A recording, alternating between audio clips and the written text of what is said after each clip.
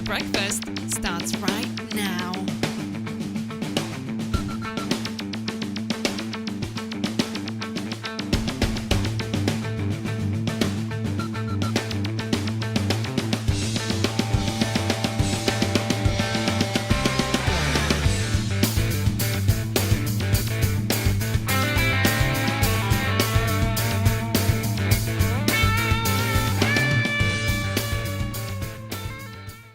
What is going on? And welcome back to another episode of Creator Breakfast.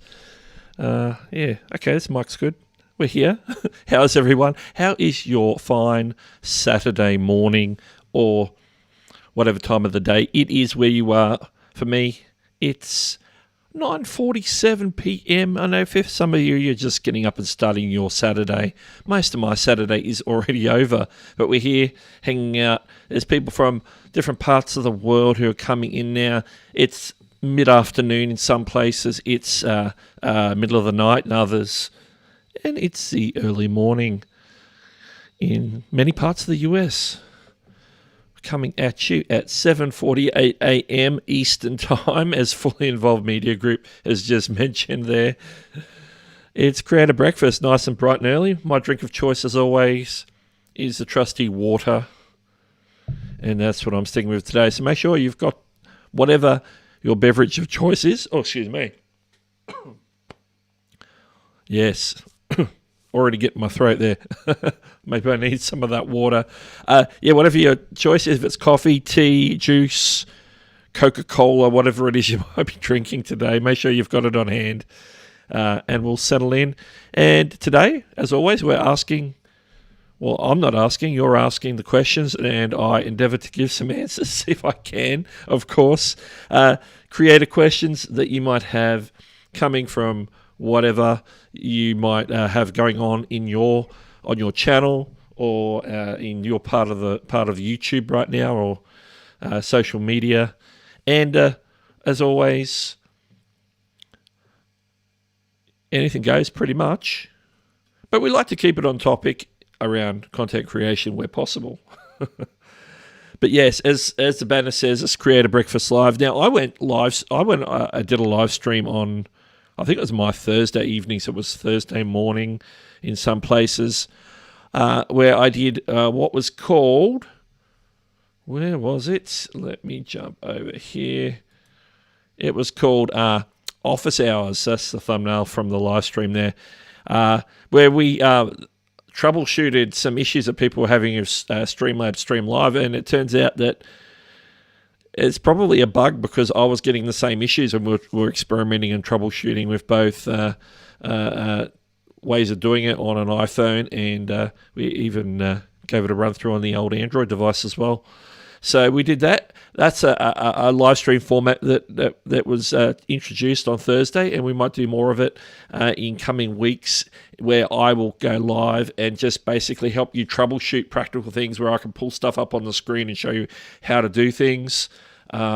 Maybe run through some apps on the phone that might be giving you some trouble. If I know how to get into it and do my thing, and be able to help you out with any of those problems, then we'll do our best to answer them.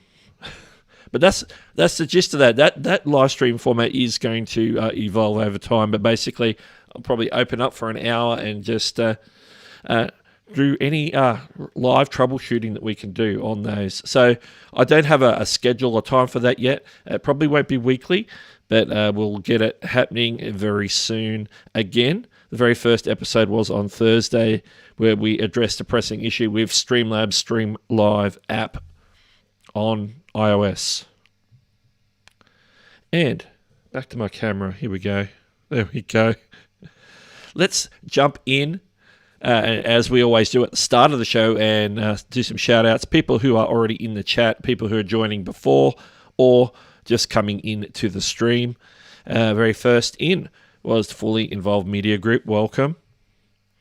And then we had come in just as we were starting, Pragathiswar. Hopefully AK, don't forget the AK. Jess Gem came in as well. Welcome. Let me Yeah, we're grabbing our cup tumbler mug. Absolutely. Jerry's in the house, and I see Jerry's got a question. How do you check how many members I have in my iPhone? I can only see it on computer. As in channel members, I'm assuming. That I'm not sure. I only just got offered channel memberships a couple of days ago. No, it was yesterday I found it, last night, 24 hours ago. So I haven't got that set up yet.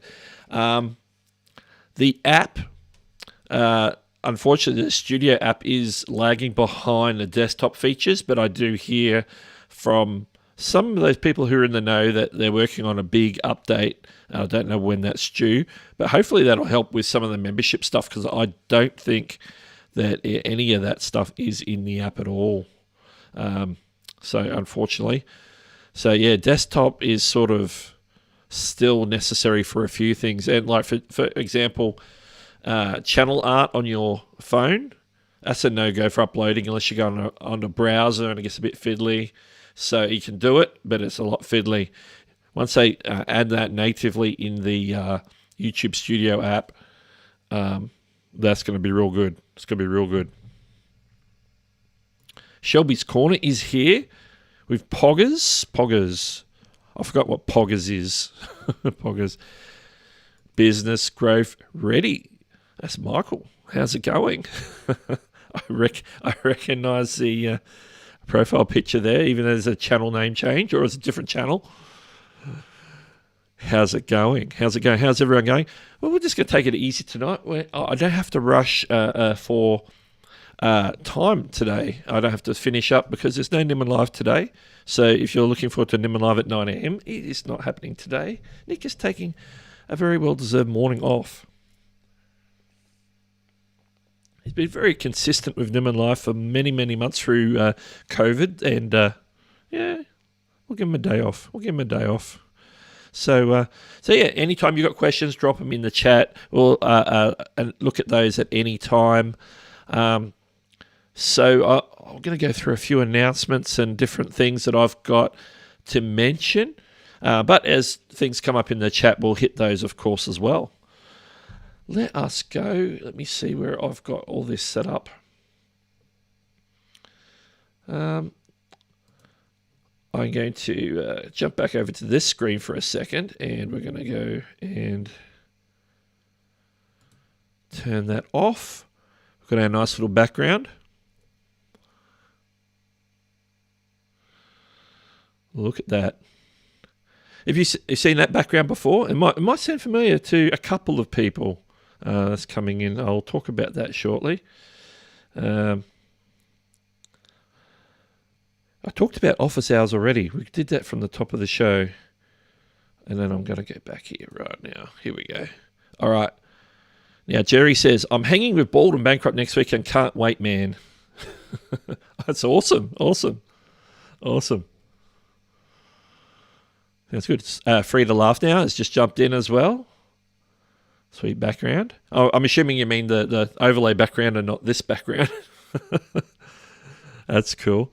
Now, what's this? Is this for me? That's not for me. That's good. Got little alerts popping up sometimes. I'm going to check, see somebody's actually trying to tell me something important while I'm streaming. Please, no interruptions. All right. Back to this one. The backdrop. First thing we're going to look at here is I had some screens lined up here, so let me turn them on one at a time.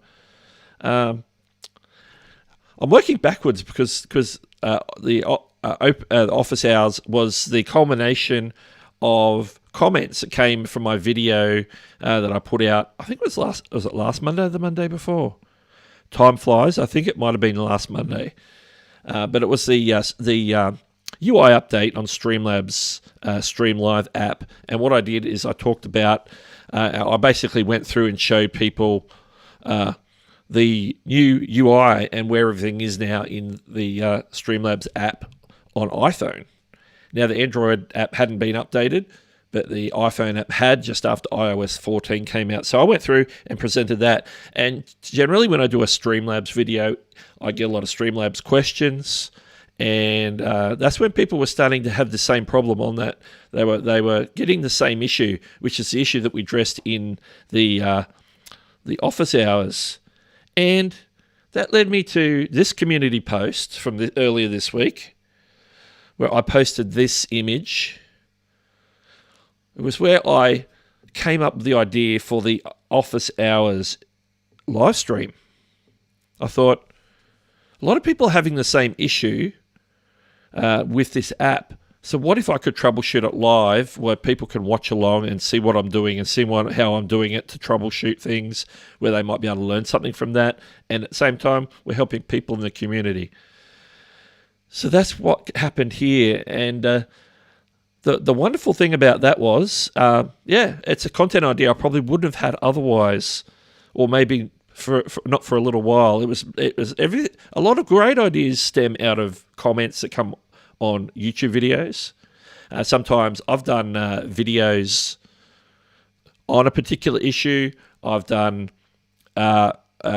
occasional live stream. This is probably the first time I've turned it into a live stream. And so we streamed for about an hour on Thursday. And as I mentioned before, it was not that one. It was this one, the office hours. So we did that. And we at least came to the conclusion that there is an issue. And I believe it's an issue either with the app or with iOS 14.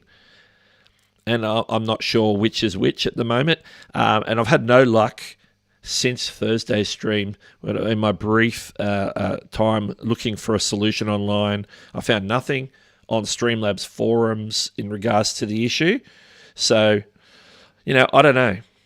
If you have heard anything or want to reach out to me, if you know anything more about why the streaming screen on iOS isn't working on the new Streamlabs app update, let me know, because I know they've done a few revisions since they put out the current update. Since the UI came out, they put out about 4 or 5 iterations of it already in late September, early October. So we'll see how that goes, and I'll keep people posted. And as I said to the people in the stream on Thursday, I'll probably do a community post on it if I get any more information, just to let people know about it.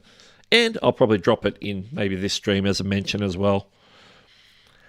Now, the other thing that's happened to me this week, and it happened last night, 24 hours ago, I was moderating a live stream for Mike Russell at Music Radio Creative. I'm one of his moderators on his Friday live streams.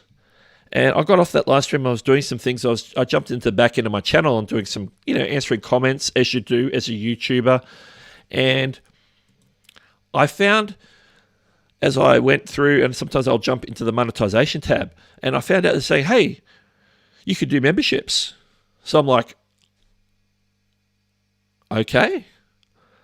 And so I did a community post last night asking you guys, and so you can go over to the community tab and comment on this and put your thoughts on there at any time as well.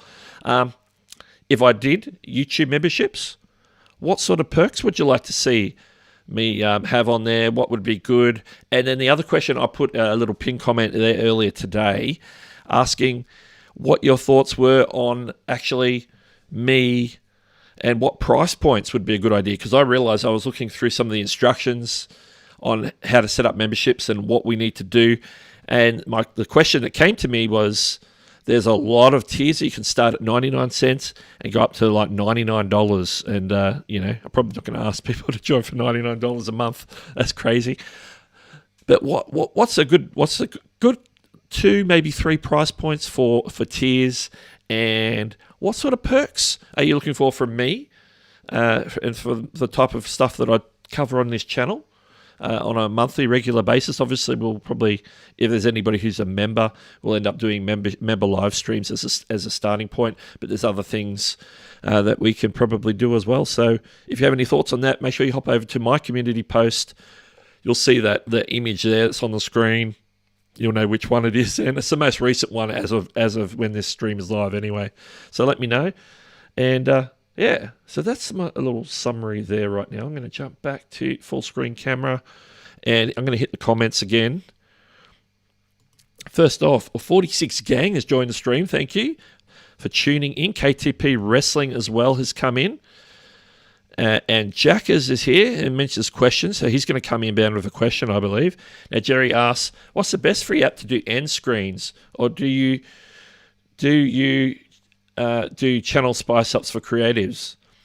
Hey, that's a great question. Now, I don't consider myself a excellent graphic designer, but I've done my own graphic designs I use sites like Canva to do my thumbnails and to do my end screen, the ones that I use in my videos.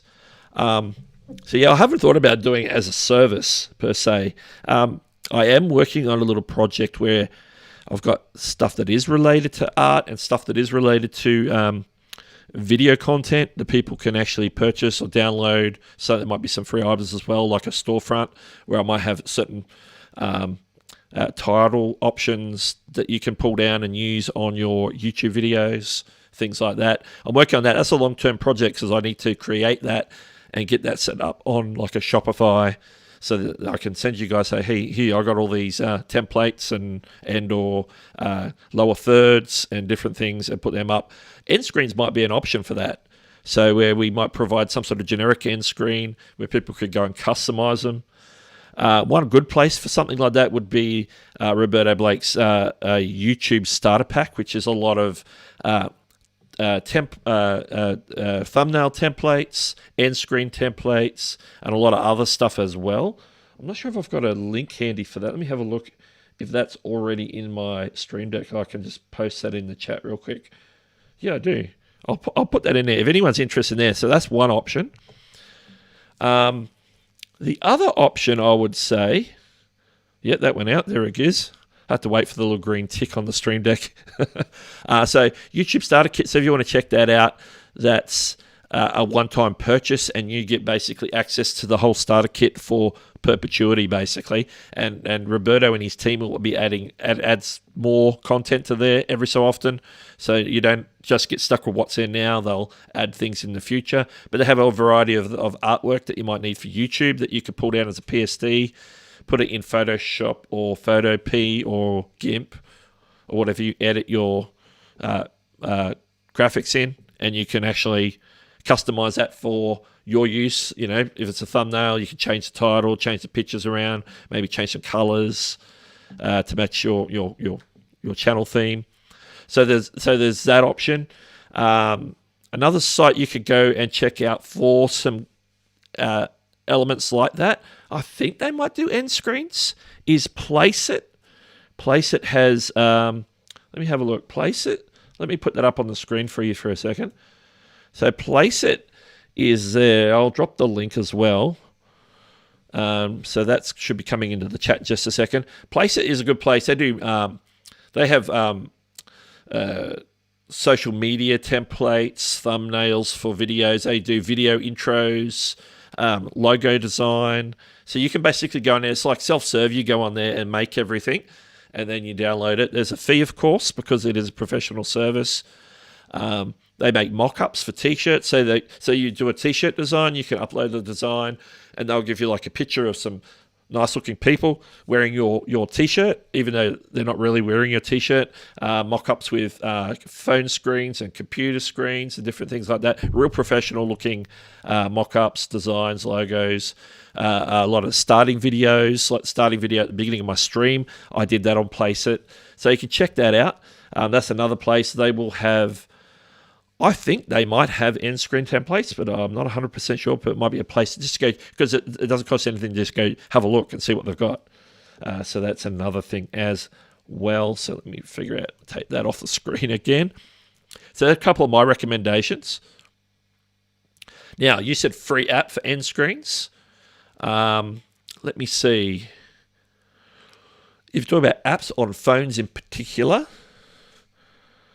Canva is what I use. I know you could do that as an app on your phone. You can, it's a website as well, so it goes both ways. I know on iPhone, I think some people recommend Fonto. On Android, some people recommend Pixel Lab. There's probably a few others off the top of my head that I can't remember the name of, but there's a couple of starting points in any case. So that's a very long-winded answer to that question. Okay, KTP says he has memberships available. Is waiting for the right time to enable it. Yeah, that's like me. I'm like, I don't want to rush into it. I don't want to like put that out and make it available if people aren't that interested. That's why I sort of put the feelers out on the community posts, see what people suggest. I've already got a great idea for loyalty badges that you have to set up when you do these sorts of things from, I believe it was from Billy, who's usually in these live streams. So I'm considering his idea. That's the best one I've got so far for loyalty badges and things like that. So I'm just going to work on getting things prepared in the background, and I'll do a proper launch of memberships down the road is my plan. So I have it available. I'm just not going to put it out just because I have it. I want to make sure that I set it up properly, offer the right sort of perks, offer the right sort of value at the right price points. So that's my plan for memberships. Shelby's Corner says, you can go ahead and ask a question if you have one. Doug will come around to it. Yes.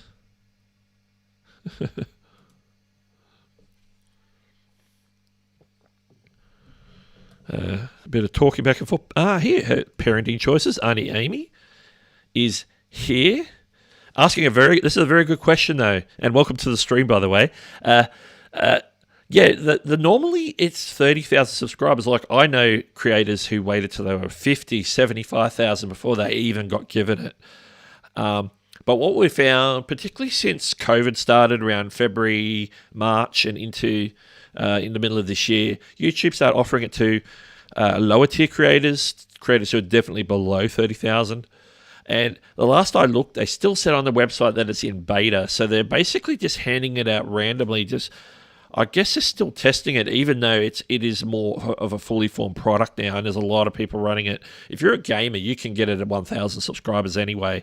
So I guess that's something they have to consider. You can't have it below 1,000 subscribers because you need to be in the YouTube partner program to, have your AdSense set up so that they can send you your part of the memberships each month. A friend of mine who's about 2,500 subscribers got it. I was talking to Professor Nez on Twitter last night. He got it and didn't even know he had it. So he was looking, after he saw my tweet, he was looking through his studio and went into the monetization tab and noticed that he had it too. And he's of a similar size than I am. He's around the 5,000 subscriber mark as well. And he's got it as well. So if you're doing anything reasonable, I believe... I actually know a live streaming channel that just does live streams about 1.8K, so 1,800 subscribers. He's had it for quite a while, but he is a prolific streamer. If you do any type of streaming, then I think that sort of becomes an advantage for consideration from what I've heard.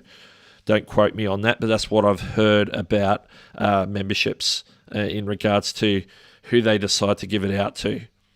Or whether it's just the random and the computer's giving it out to people randomly. I don't know. But I'm sure somebody's making a decision somewhere in regards to that. I'm thinking, who's commenting with my name? But that's me dropping those links before. I'm just looking through there. Yeah, Fully Involved Media Group confirms place it does do end screens as well.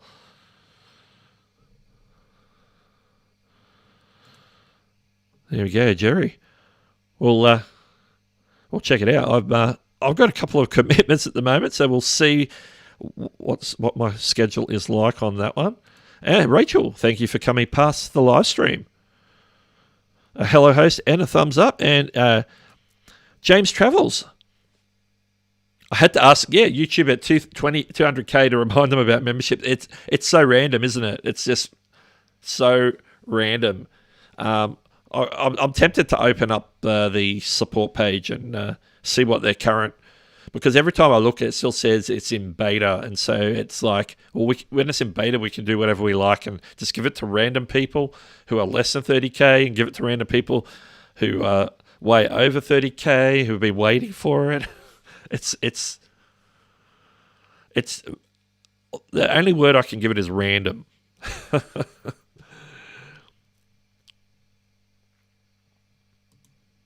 I've been saying I'll start live streaming for members only after I get the membership option. Yeah, and I was just looking through. I had a brief look this afternoon, my time, just trying to figure out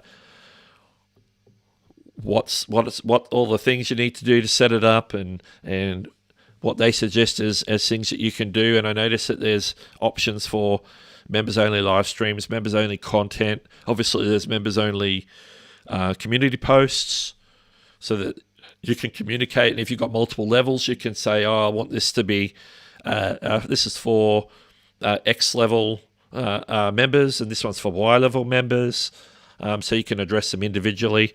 So, it's a bit of a learning curve. And as I was suggested by my good friend, content creator, Costume Co. On Twitter, said, hey, Doug, why don't you do a video on how to set up memberships? And I thought, well, that makes sense. So I might, as I'm setting it up, so it won't come out straight away, as I go to get it set up, I might do a video on how do you set up memberships, what's the process, what are you going to do? Do the step 1, step 2, step 3, or however many steps there are. I have no idea until I do it and experience it. And then as I do it, I can maybe record that and show you some of the steps on screen. So you know what to have ready to go. Like I already know I've got to get some loyalty badges for, I think, about 6 different membership timeframes, like just starting out up to, I think, 2 years. There's about 6 different levels there. And then obviously you can optionally do some custom emotes for live streams, which are available to members. And depending on how many members you have is how many custom emotes you can have. So borrowing a little bit off Twitch there with custom emotes. So we'll see how that goes.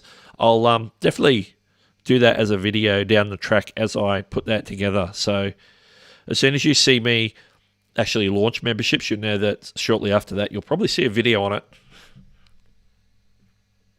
Sparky is in the house. How's it going, Sparky? Keith John is here as well. We're getting caught up on the chat here.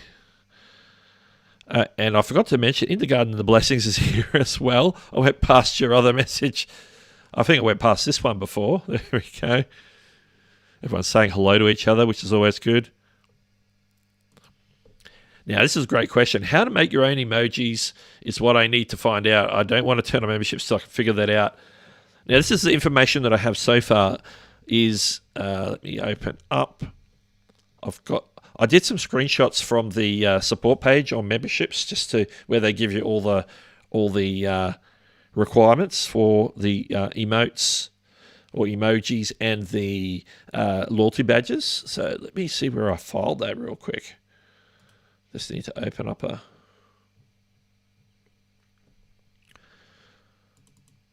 just going to dive into a folder where I keep these. That's under there. Memberships, that's it. So custom emote. Now, how can I drop this on Ecamm real quick? I'm going to drop this. Let's see if I can do it this way. Let's jump over to here. Let's turn off that.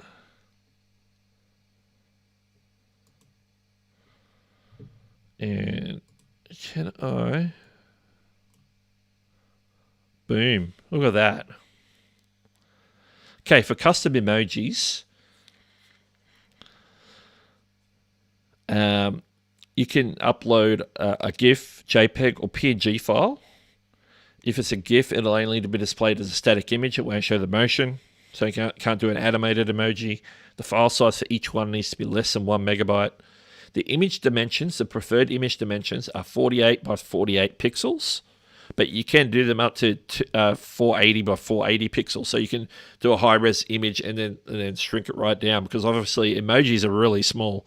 So that's all I got at the moment. So now I've got to look at, do I need to come up with something? Do I could do it in GIMP, I could do it in Photopea, I could probably do something in Canva. Or maybe I could just find somebody who can actually come along and is really proficient in doing custom emojis and loyalty badges. Now, the loyalty badges, just because that will probably get asked, the loyalty badges are slightly different, even though they look very similar.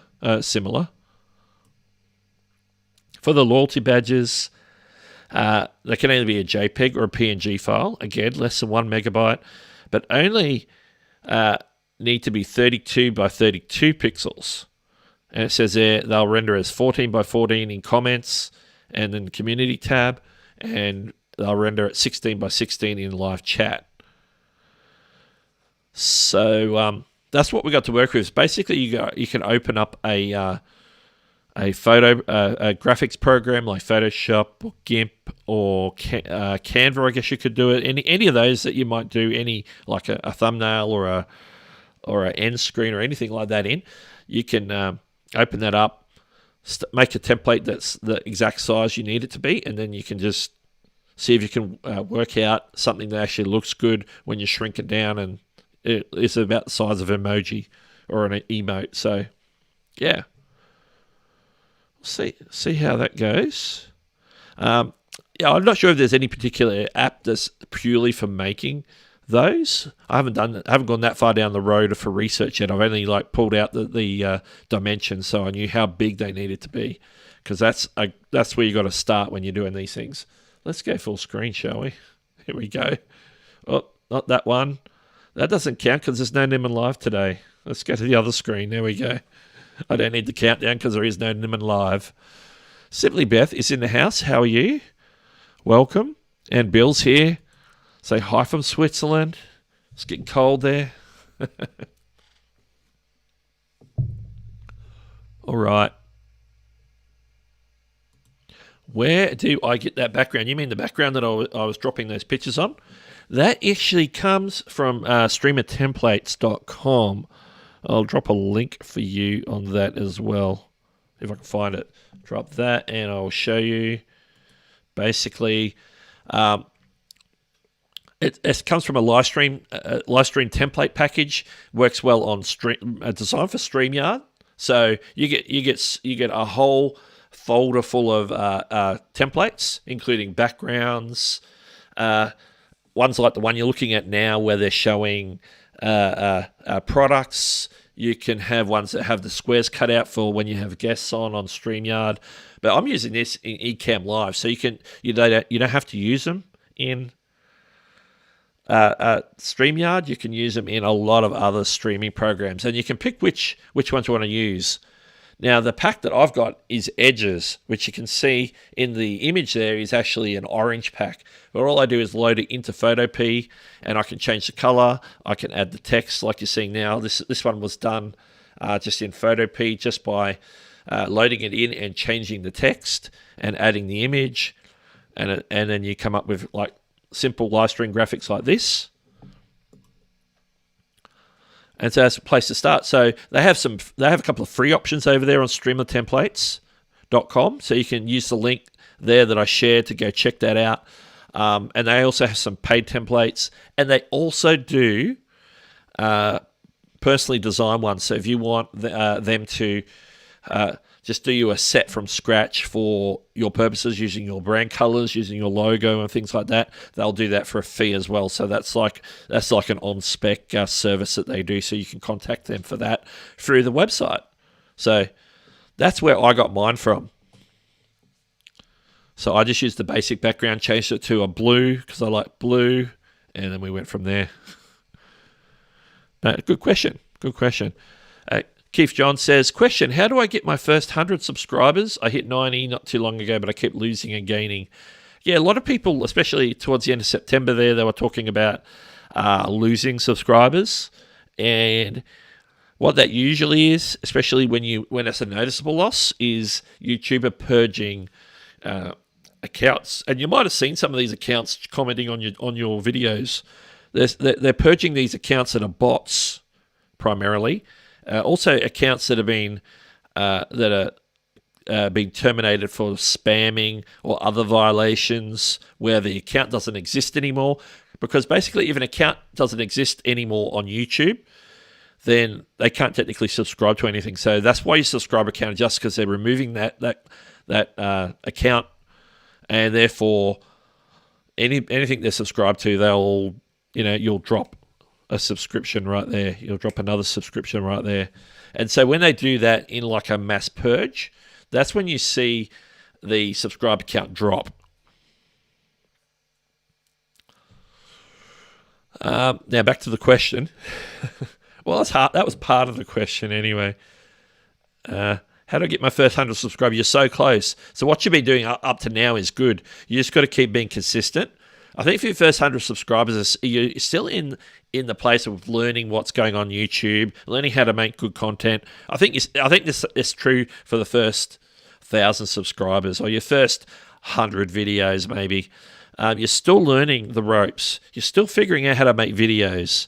You're still got to figure out how to make videos that people enjoy watching. You still got to figure out how to make a decent thumbnail so people actually click on your videos. Because if your thumbnail doesn't look any good, then people are less likely to click on it.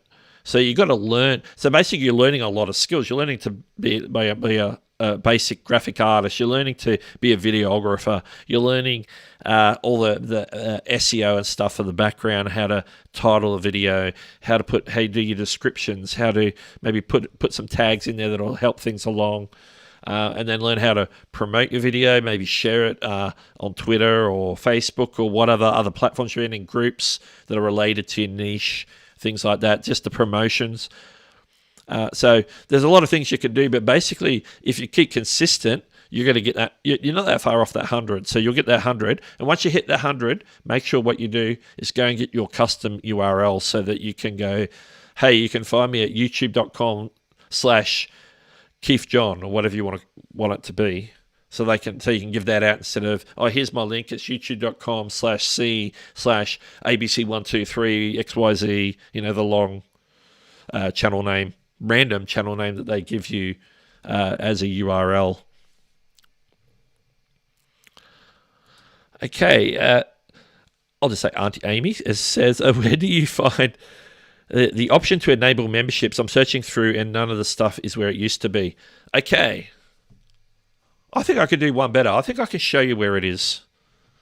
So let me just prep my YouTube studio first of all, and I'll bring it up on the screen once we're ready. How am I going to do this? I'll just put it off the screen here. I wonder if that works. Let's see if that works. Okay, here we go. Let me just move me. Now, I've just moved this to the side for a good reason, because I wanted to show you the menu here, but I didn't want to show you all my, stats like revenue and stuff, because you're not supposed to actively share that sort of stuff, although you can. Certainly, yeah, there are certain stats in your analytics you're not supposed to share publicly. But basically, if you see the left-hand menu here, if you go to this one here, it says monetization, and click on that. Now that I've clicked on that, I can bring that out. If I can get a hold of it. There we go. There we go. When you get that, you'll have an extra tab here called memberships, and it'll say memberships here under monetization options. This is the sort of screen you see once you're in the YouTube Partner Program. So once you've been accepted to the YouTube Partner Program, linked up your AdSense, they say, yeah, you're good to go. You start earning ads. You get super chats, so supers. They call it supers because super chats, super stickers. Now, what I saw the other day, usually I just have overview and supers, but yesterday when I logged in, I had memberships, which is this one here. You can see more by clicking in there or clicking your memberships option. This is where it starts to talk you through the process of setting it up on the YouTube. So that's basically how you get to memberships. As a short answer, I don't want to go into a full-blown tutorial because I'll do that down the road when I go through the steps. Okay. Sanity's here. He's late. You're late, but you're not too late.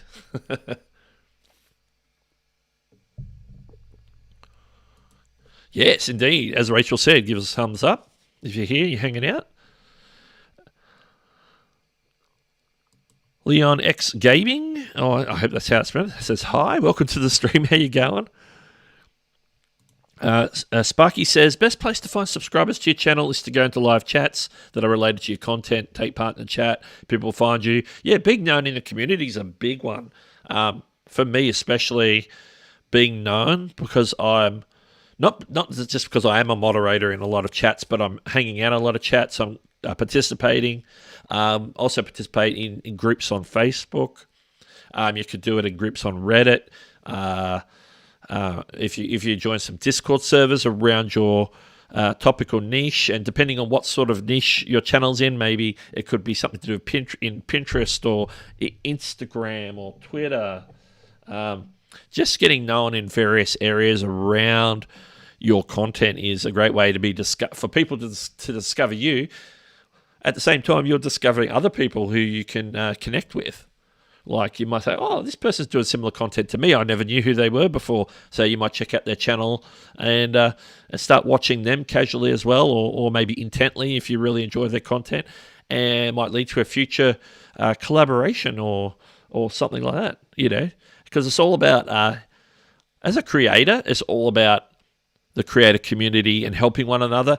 And there's a right way of helping and the wrong way of helping.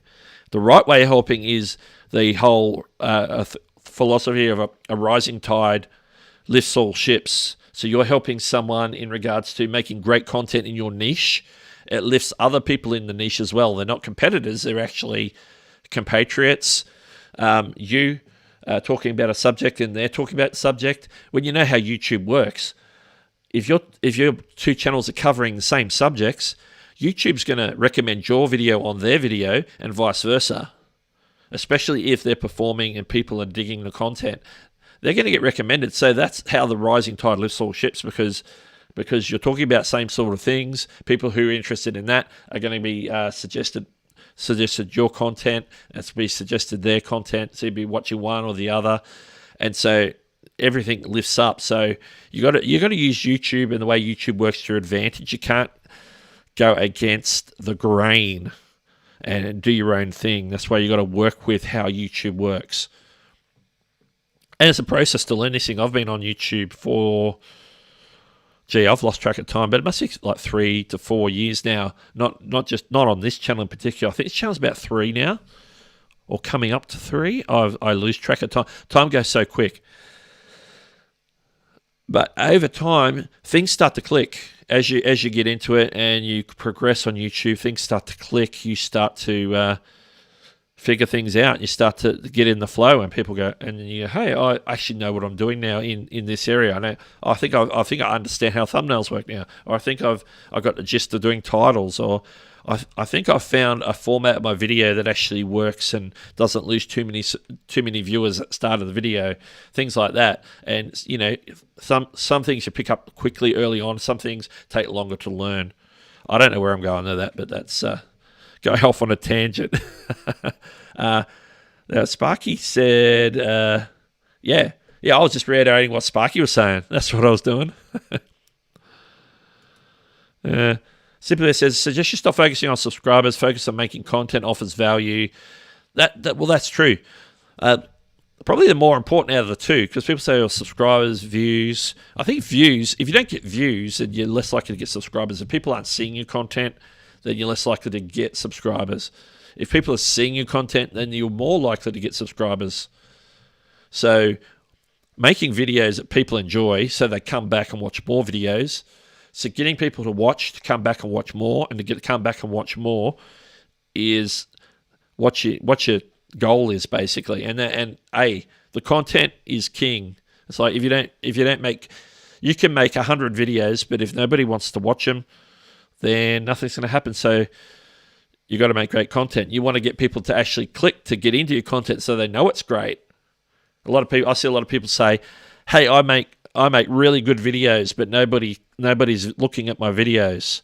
But their thumbnail might be subpar, their title might not be enticing, and so we have to work on those skills. This sort of follows on from what Sparky was saying.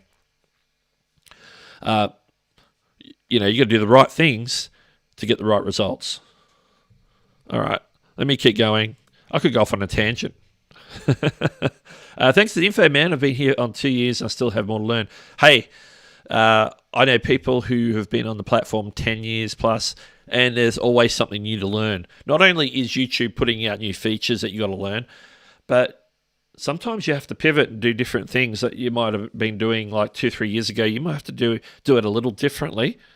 Maybe just put a twist on it and keep going and keep growing. And because you have to copy and paste to find channels now in the live comments, used to be able to click the 3 dots and go to channel. They took that out back in March. The channel was something easy to search. So yeah, you want a channel name that people can remember, a channel name that people can spell.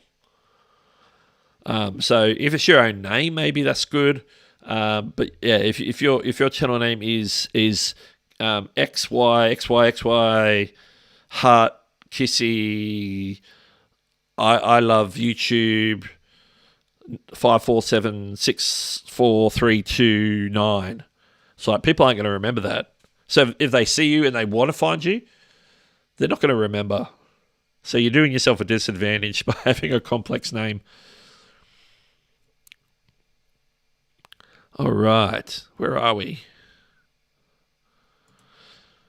Yeah, no problem. Yeah, that's sort of the prerequisites YouTube partner program. And here's Billy. Billy's in the house. How are you going, Billy? Thank you for those for that loyalty badge idea in the community tab. That's the best one. I've liked that one the most so far. I hadn't had any ideas myself, so that is in the running to be what I actually do. So we'll see. Where are we? Yes, for me, it's very difficult to find people who support all the way. I mean, even though my simple video, they are still following us. Very important. Yeah, that's right. And so when I was talking before about a rising tide lifts all ships, so there's a positive support by helping each other. Like if we're covering similar content, we're going to get suggested by YouTube. Jacket, don't spam the chat, man. Don't spam the chat. I can see that on my iPad. Not a good idea to spam the chat. It just makes a poorer viewing experience for the. I'm going to get a moderator. Any mods in the house? You can deal with that. Yeah, Jack, don't spam the same thing repeatedly. For me as a viewer, if I see that, that's sort of. I enjoy the video less, or I enjoy the live stream a little bit less. Maybe not because of the creator, but so yes, just watch the spamming there. Oh, what was I going to say? I have no idea. What was my thought? Because before I was talking about the right way, being supportive of each other in being encouraging. Don't look at other creators as competition, but as compatriots, because your video might get recommended next to their video and vice versa. You see a lot of good supportive stuff, say in a community that I hang out in a little bit, is the tech community, especially around like mainstream tech, like phones and computers and that sort of tech, and tech of life, what we're using today, technology like iPads and tablets and cameras and different things. There's a lot of supportiveness in the community in that sort of niche, where they're supporting each other, they're going on each other's live streams, they're encouraging each other, helping each other maybe with some tips, things like that. Now, the thing you don't want to be doing on YouTube, so this is my opposite of what you shouldn't be doing. That's what you should be doing. This is what you shouldn't be doing. There's the wrong support. People think there's support that is around. So this is. Hopefully I don't go ranty on this, but it's the. Let's go to the other camera for this. You know what? I haven't pulled up this camera tonight. Here we are. We'll call this the rant camera. Here we go.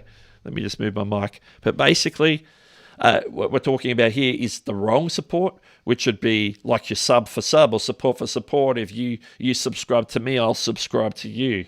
Because if people do that, and that's content or a channel they're not really interested in, that's a subscriber who's essentially a dead subscriber on your channel. They're not going to watch your content. Because really what you want to do, you want subscribers or people who come to your channel who are actually going to come in and watch your live streams, come in and watch your content. You don't want people who are just subscribing because, I'm just helping them out. Having a big subscriber count doesn't really help you out. You might get 1,000 subscribers so that you can, get monetized, and that's one thing. Or I want to get to 100,000K because I want a silver play button. And now, let me say, if you get to 100K to get a silver play button, then you probably are doing it right. Most people who are doing the sub for sub stuff never make it to 100K because they either don't know how to do YouTube properly, they don't know how to make proper videos that are worthy of getting to 100,000 subscribers, or they get their channel terminated for doing the sub for sub. So that sort of support you don't want. Now you want to be supportive. What you do want to do, be supportive in people's comments saying, that was a great video, I really enjoyed that. Obviously be true. If you didn't enjoy it, don't say that. Just maybe give them a like on a video because you watched it. You said, I really liked that video. I'm going to like it. Because that's what likes are for, isn't it? Oh, yeah, I'm enjoying this video. Let's give it a like. And then so the support you want to give is a good encouragement support. You don't want to help people build vanity metrics like a fake subscriber count. You see a lot of that sort of stuff happening on Instagram where people are trying different tricks. Don't ever try tricks to get more subscribers. Just be authentic, be you, and put out the best content you can, and then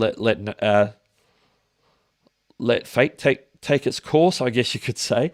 But if you make content that's enjoyable, then people are going to be gravitated towards that. They're going to be drawn to it like a magnet, like a moth to a light, to a flame. They're going to be drawn to that, and there's going to be a win-win for everybody. And I'm going to change back to this camera. That was a little bit red in my face. That might be the light that I got over there. All right, I'm going to go back to the chat. Back to the chat. Stranded Alien product reviews is in the house. The last episode is doing really well. We thought it was our best and been proven right. Just hard to do comedy and target your audience. Yeah, with comedy, it could be, you could hit or you could miss. If you don't quite get the vibe of the audience, I guess you could say. I don't know. There's probably a better way of saying it. If you don't get it, and it's, you'll go from, hey, I really enjoyed that. Was really funny to, oh, that was like a dad joke. It's like, oh my goodness, it was funny, but it was like, oh, cringe funny. So comedy. That's why I'm not a comedian. All right, scrolling past Jackers, who was announcing there's no Neiman Live today, which I did mention earlier in the show, just for anybody who wanted to know. I don't want to time out Jackers. That's why I sort of let it be. I did hide one of them, but it was going to take me too long to hide them individually. But yeah, a verbal warning is in tow for that one. How do I get my first 100 subscribers? I hit no. You reposted somebody else's question. Okay, here's a question. Does RestreamBot charge money when adding him as a moderator? RestreamBot? I've never checked. Somebody asked me about RestreamBot last stream. I'm pretty sure it was probably last week. Was that you? Was that you, Billy? Did you ask me that same question? I haven't checked out RestreamBot. I'm assuming that's to do with the Restream.io service. Let me Google it real quick. Maybe. What is a RestreamBot? Cross-platform chat? What is RestreamBot? RelayBot lets your fans from Mixer, YouTube, Discord, and Twitch chat with each other. We use multi-streaming chat, and every time we stream, we see control. Okay. Restream.io. I think it's probably part of their multi-stream service. So in this case, if you were streaming, say to YouTube, Twitch, and maybe Facebook games or something, obviously Mixer's gone. What it does is as you stream to those things and the comments come back through Restream, it merges all the comments so you can see them all in one place. And I think the bot helps facilitate all three services or moderate all three chats or however many services you're going to. So as a prerequisite, you need to be already paying for their Restream service, which I don't think they have a free option as far as I'm aware. I haven't used Restream to stream to multiple platforms. My preferred is, because if I use StreamYard, I can go to multiple platforms. So I use StreamYard because I'm usually, if I'm going to multiple platforms, I'm usually maybe bringing in guests. So I'm using StreamYard for that. So I would say it's probably part of their plan and it's not a standalone thing, but I could be wrong.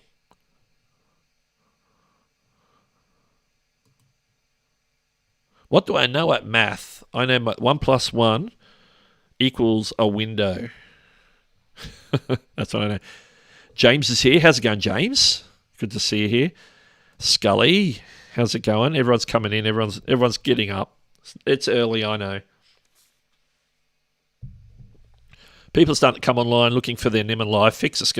They're expecting to start in 20 minutes or so. And the news is there's no Nimmin Live today. Nick posted a video about an hour ago, which goes to 22 minutes. As soon as he posted that video, I'm like, if he's posting that on a Saturday morning, he's not going live today. And then about 5 minutes later, he sent me a Discord saying, hey, I'm not going live today. So, okay, Nick's not going live today. So, I don't have a time limit. I don't have a time limit for my stream. So, as long as there's questions, I will endeavour to address them. Hey, Billy, which question did you ask? Because there was a question about... Was it the subscribers, 100 subscribers, 90, you're on 90? Yeah, you'll need to rewind. I did talk about that for about two or 3 minutes.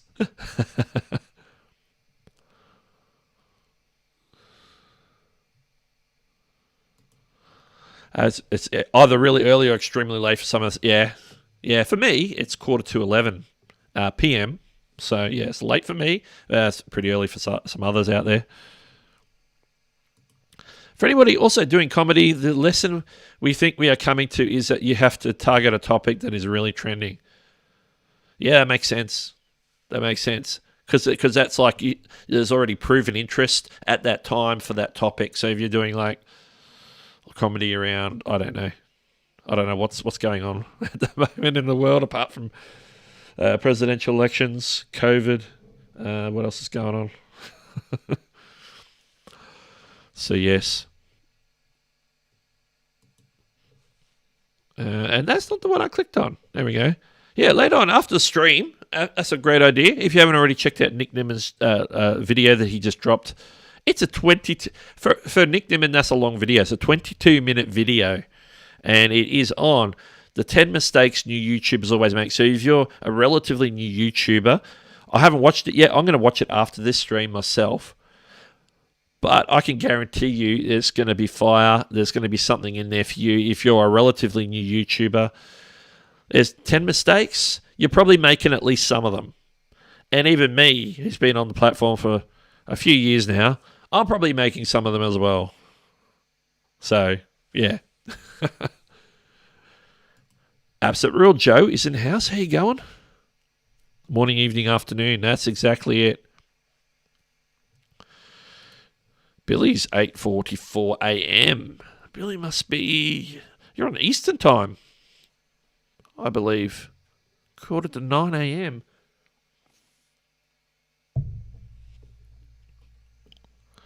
Good-o. And I've caught up with the chat, so keep dropping your questions.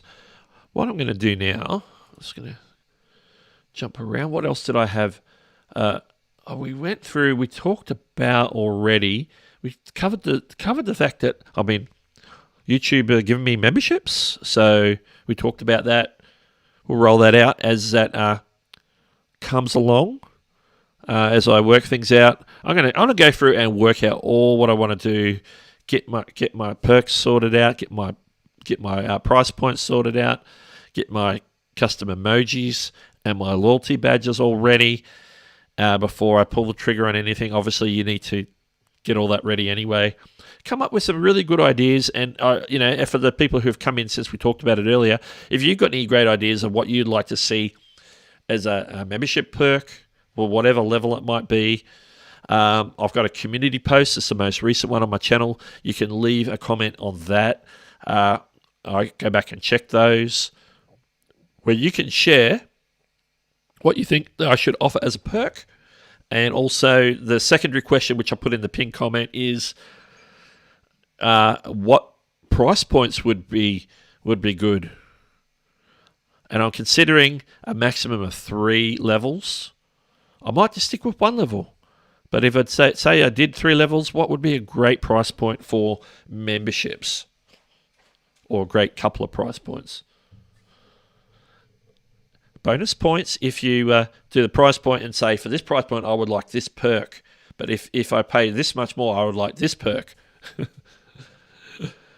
And, yeah. I have no idea what I want to offer as perks, so I'm open to suggestions from the community. Because you're supporting me, I'd like to know what it is that you would like me to do for you. That is beyond, just the regular content that we do, live streams and stuff. One thing you do is offer... That's fair. That is fair. Possibly a series on moderation. You know what? I could target the price points at different groups of people. Maybe I have a price point for, say it's the $4.99 price point, which is a common one, which used to be there was only one and it was $4.99. Maybe that's like for people who are interested in community moderation, because I do have some experience in that. I moderate for I've lost track of how many channels on YouTube. I do some community management stuff for other channels that I don't talk about very often. I do. I'm a moderator on Discords. I'm a moderator on Facebook groups. So I've got a lot of experience in various moderation activities. So yeah, that could be something where I could do some training there, because it's very, very niche. I know that actually the handful of videos I have done on moderation get a lot of views. They get a lot of because there's not a lot of people on YouTube talking about live stream moderation. There's not a lot of people doing that at all. So yeah, that's a good thought. I'll take that on board. Let's see what's White Noise Studio. It's good to have you on the stream. How are you? First time here. People are coming online and not knowing what to do without a Niman Live floating around out there. We'll probably get an influx in the next 20 minutes or so as people go, "Where's Nick Niman? Where is he? So if you haven't heard, Nick's taking a well-deserved morning off today. He won't be doing Niman Live today.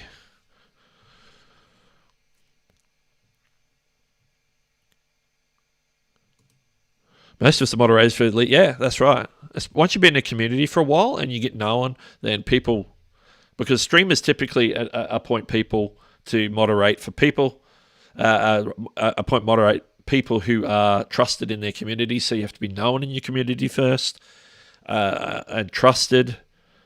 And so then you're given that wrench, that responsibility to wield the ban hammer, to wield the timeout clock, to wield the trash can of trash comments. I'm orating at the moment. Correct.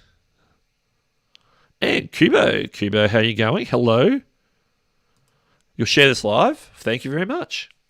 And if you haven't already, if you want to share it, anybody who's out there watching, you can share this stream. We're just answering creator questions. So if you have a creator question, if I know the answer, I will answer it. If I don't know the answer, I guess I won't answer it.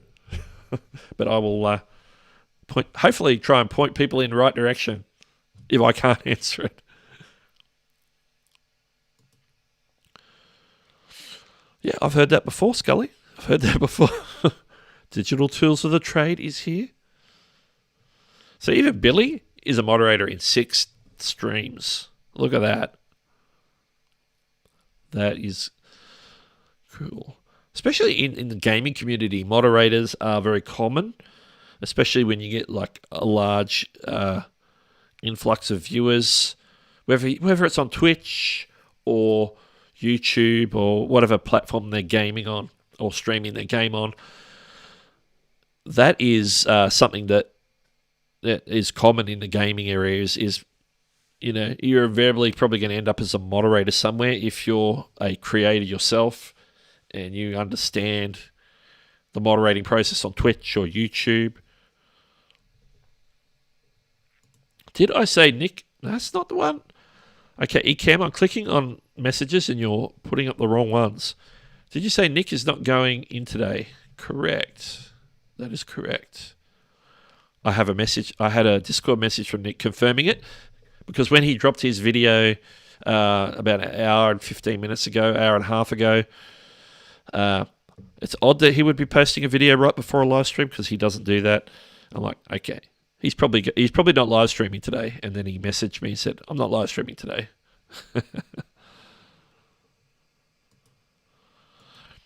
White Noise Studio says, moderating means a little sacrifice every time. Yeah, it's definitely a sacrifice in time.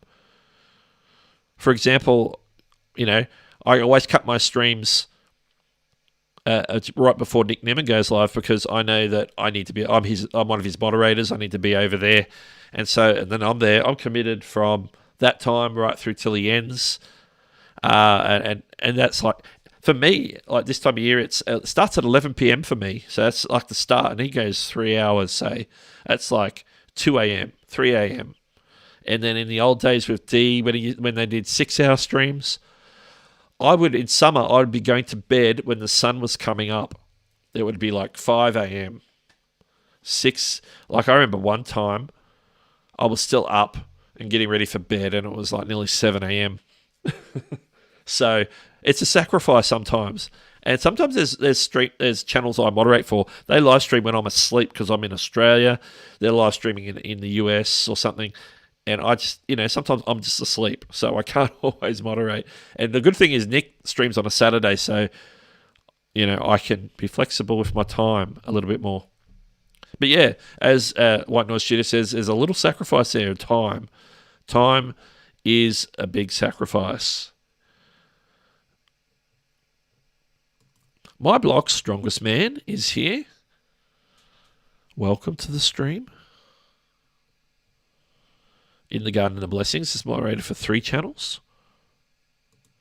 Shelby's Corner says, don't forget to leave a like. Mumsy and Kuya Kenneth. Hopefully I pronounced it right. Good evening. Greetings from the Philippines. Greetings.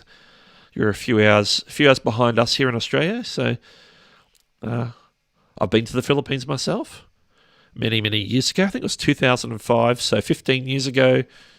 I was there in Manila for about a week or so. That was for work, so nothing special. But yeah, beautiful place, beautiful people. We have a decent sized Filipino community here in Brisbane where I live, so I actually have friends who are Filipino as well. All right. Billy says, I used to moderate for Gibo Elite, but he decided, okay, I just should read the comments before I put them on the screen. All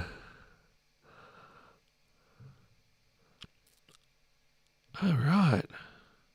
I'm scrolling down the chat here, make sure I catch up. Absolutely, Scully, because usually a few times a year Nick takes a break because he travels to the US for conferences, whether it's Vid Summit, VidCon. So in July he would have gone to VidCon. This time of year he'd be heading off to Vid Summit.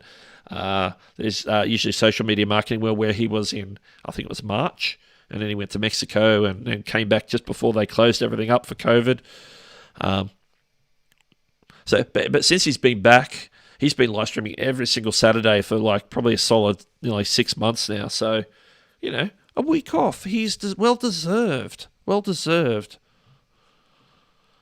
And the bonus for me is I can go to bed at a decent hour. I don't have to stay up till 3 or 4 a.m. my time. So bonus for me. Bonus for me. And I have a short weekend. Some weekends I have a 3-day weekend off my work. This week it's only a regular 2-day weekend, Saturday, Sunday. So when I don't have to stay up late, that's always a bonus. Getting up Monday morning after doing a late night Saturday, Sunday morning stream, it's rough. It can be rough. Okay, is there questions? I don't know what that says. It's probably in Tagalog or some language there, or Filipino, or actually I don't. Oh no, it's Kubo. I'm not sure, but Kubo, whatever he said, hi. 88 Ghosts, mods in 7 channels, and good morning and good afternoon to you, and good evening. Yeah, I wonder if we can find some alternatives, because I know later in the morning, video influencers will be streaming. They usually stream sort of more or less when Nick's finishing, then they jump in and do their stream. So that'll be on in a few hours' time. Nothing super early. It'll be a chill Saturday. A chill Saturday indeed. But for the meantime, can hang out here on this stream, of course. My blog says, FYI for those who haven't joined the TubeBuddy forums yet, I just joined a few days ago, and a wonderful source of collaboration information. Yes, I don't get to the TubeBuddy forums often, but I did join on there a while ago. But they have some really good. If you have questions about TubeBuddy, that's the place to go. It's the TubeBuddy forums. And if you don't know what TubeBuddy is, I'm going to drop a link in the chat to TubeBuddy just in case you don't know what TubeBuddy is. And I will also mention this, that TubeBuddy is the #1 tool for creators. And I use TubeBuddy because it gives me all kinds of tools that help me with productivity on my channel. It's not just about tags and SEO, but it's about community management with comments. It's about bulk updating information on your descriptions. They've got so many great little tools and perks and things that you don't always hear about, because you usually hear about people talk about is doing your titles and tags and SEO. But they have so much more. So if you want to check them out, I'll drop the link in the description. Because you asked for it, I thought I'd tell you.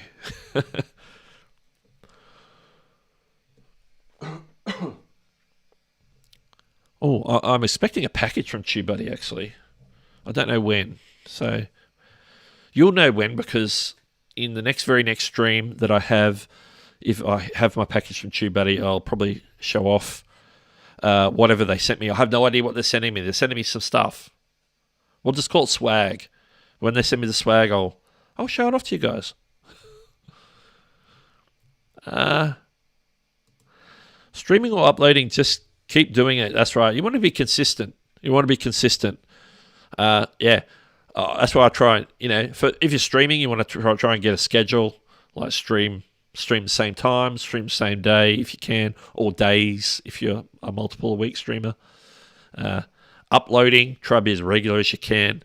Like me, I don't always get regular with my videos because I work a full-time job, but when I get them done, I try and post them early in the week. They come out usually Mondays or Tuesdays at around sort of the 8-9 a.m. Eastern,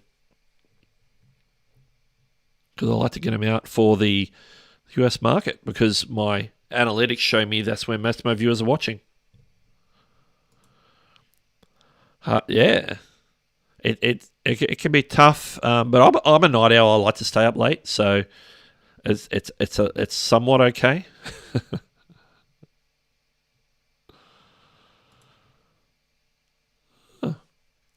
Oh yeah, no, not a problem.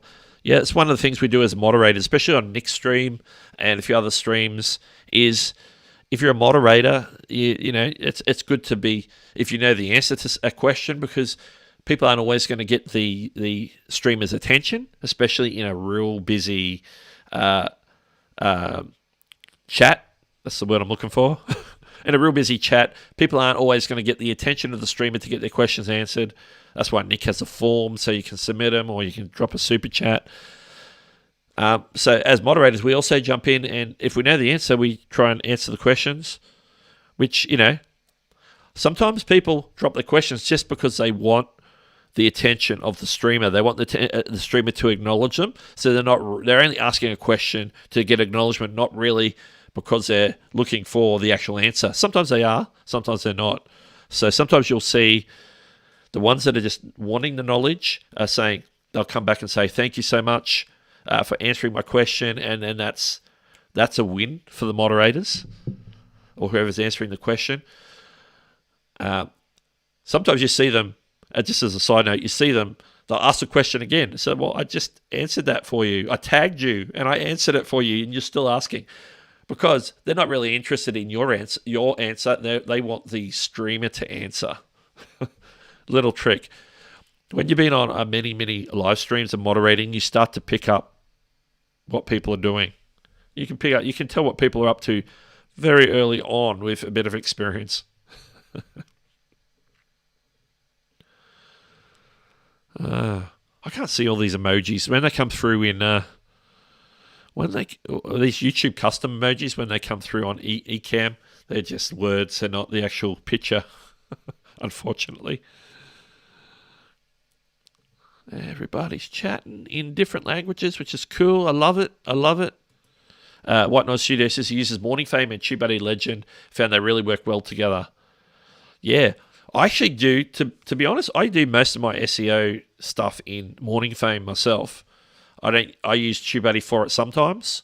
I use TubeBuddy for the other tools as well. So yeah, I use them in tandem, exactly. And I do have a Morning Fame. I'll drop that. Seeing we're talking about Morning Fame invite code there. And that's what Morning Fame looks like.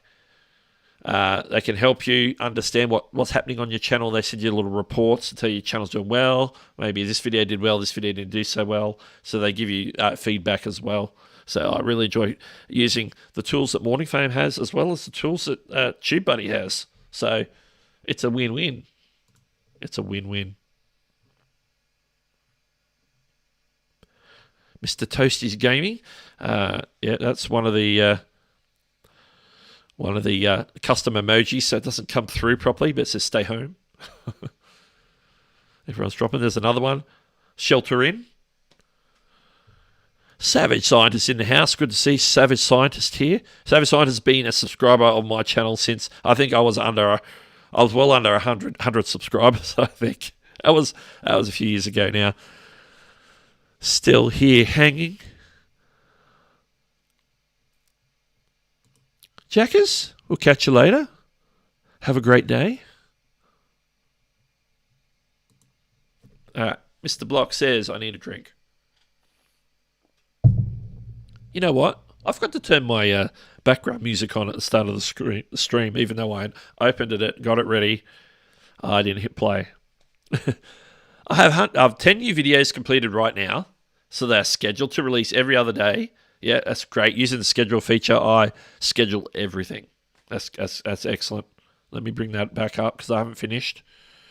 So I'm set for the next 20 days to record more videos. Yeah, to have that catalog of releases built up that's great time management. Something I wish I could do. So I'm working towards that to be ahead.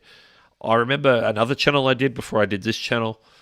It was just about me editing videos and having them scheduled. So if I did it on a regular basis, I could have, and I would put them out every 2 weeks. So it only put out 2 a month. So I could actually get a couple ahead on that channel. I don't do that channel anymore. It's still there, but I don't do it because I'm concentrating on this channel. Anyone can sub you. Have you given us a reason to subscribe to you? A little tip for people who go into chats and ask for subscribers on other people's channels. Just a little tip. Don't do it. It's disrespectful to the streamer because basically it shows that you're not interested in the stream you're in. You're more interested in trying to get a random subscriber to subscribe to your channel. Somebody who's probably not even interested in your content. Rather than letting them watch your videos and say, I really enjoy those videos, I'm going to subscribe to this channel because I want to watch more of those videos.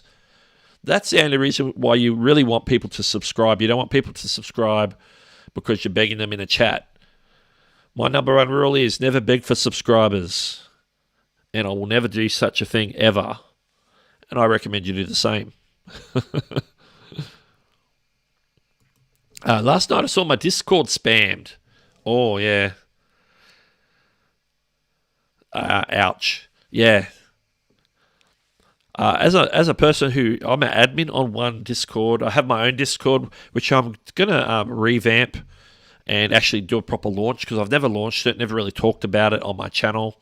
I have mentioned I've got a Discord a few times. The link is on my About page. I updated all my links on my About page today. So you can go join that at any time. So I'm basically just going to check a few things and do it like an announcement somewhere, probably on a live stream. I guess this is like a cold announcement. But yeah, I've had a Discord for quite a while. I just haven't really talked about it or exposed it. There's a few people in there. But if people want, it's a great place to come and ask me questions, because that's where you can have like a back and forth conversation. There's different rooms there. We can ask YouTube stuff. You can ask creative stuff. There's some fun things like, I think there's a channel there where people can drop their fan art. So there's a fan art channel. I had someone last year drop their little kid, sister or brother, drew a picture of me like a stick figure, and so they posted it in there, and it's pretty sweet. So I'm happy to drop for people who drop like fan art. It's just random stuff on the Discord. Places for asking questions, places for hanging out, and I share all my content. There's a channel where every time I drop a live stream replay or a video, that'll just appear in the thing. So you can go back and find all my videos back to when I started my Discord, basically, in there for reference. So yeah, if you're looking for that, I don't have the link set up on my Stream Deck to drop that yet. But it is on my About page. If you just see Discord, click on that. Hopefully that'll take you to the correct Discord. Yeah, when you're new at YouTube, it can be difficult to spot trolls, and even I'll go beyond that. Is in your comments. Okay, recognize that. Yeah, that's someone who's trying to spam you, or that's a bot trying to get you to click, or different things like that. Sometimes I see comments on Facebook groups where people say, "I've got the current bots that are going around, with the profile picture of the girls who are scantily clad, basically." It's with lots of hearts and, "Oh, I love you so much," and different things like that. It's like, they're bots. They're bots. They're not real people. They're basically created accounts just to spam. For what purpose? What's their end game? I do not know, but they are bots, regardless. Yeah. So once you get some experience, you learn to recognize what's what. That comes with experience. Morning Fame is more geeky and analytics and great for SEO and discovery possibilities. A/B testing and second opinion. Yeah. I just upgraded to Star. I was on Pro for so long, but there was a few features even in Pro that weren't available in Pro, so I've upgraded to Star. So I'm going to give Star a crack, because I couldn't even find a replace in my description with Pro, so I need to upgrade to Star. I'm heading for Legend. I'm building up to Legend. I'll get to the place where probably in the next 12 months I really want to dive into more of an A/B testing on thumbnails and things like that. So at that point, that's probably when I'll go to Legend.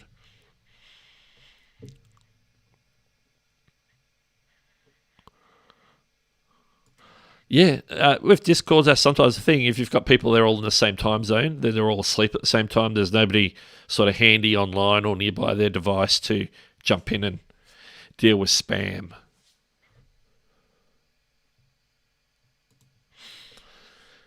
I have a couple of thoughts with Pat Flynn not using moderators. I know his streams are on for me because they're at they usually start about 1 or 2 a.m. my time, so it's sort of after I've gone to bed, so I don't really catch them.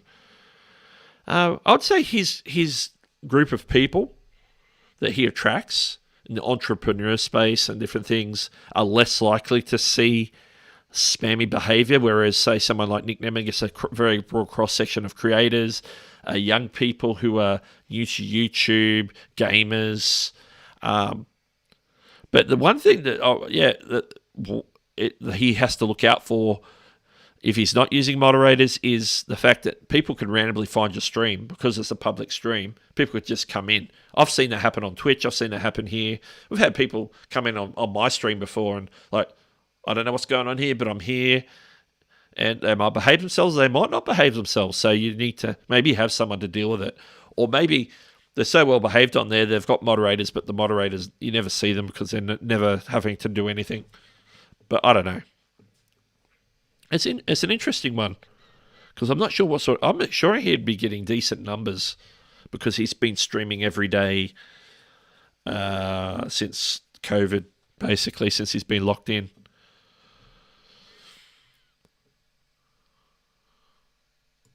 I've seen I love you bots in my comments recently. Yeah. I don't know what their game is. Sometimes it's like it could be like a curiosity thing. It's a bit like the Trap Town ones that we had a little while ago last year or earlier this year, where they were like different sort of. They were trying to spoof some channels, but basically the idea is they're trying to get your attention first of all, and get you to, or the people who are coming into your comment section, getting them to click over to their channel. Now that's probably might be a reason why they got rid of the go to channel option on live streams and on community comments as well. Now, as a creator in my creator studio, when I'm doing comments, I can click on the channel name and go directly to a channel. But I don't think that's the case for people who are like just coming on, say, my comment section. They can't click on there and get to that channel. So it sort of deters them from going to that channel and getting taken advantage of. Because I'm assuming if you go to their channel, there might be something there to sort of, because if they're going down the sort of the suggestive pornography sort of soft porn sort of look, that piques a few different sorts of people's interests. They go, oh, okay, I want to check this out. And if you go to their channel, then you get on their radar in a certain aspect where you might become a target for maybe getting your channel hacked or something down the road or something like that. Not that happens often, because usually if hackers are after your channel, they go more direct means. They try and exploit a vulnerability, but they might be putting you on a list for something down the road. So you definitely don't want to be going to their channels. So the best thing to do is either report it as spam or hide them from the channel and make sure that that's gone so people don't see it. And hopefully, so YouTube will take that account down. And, then we get the people who complain because their subscriber count's gone down. I'm like, because these people might have come along and actually subscribed. These bots might have subscribed to your channel. Who knows? And so your channel's, they delete 100 spam bots, and then all of a sudden your subscriber count drops by 10 because 10 of those 100 bot accounts happen to subscribe to your channel for whatever reason. And so, unfortunately, these things happen. All right.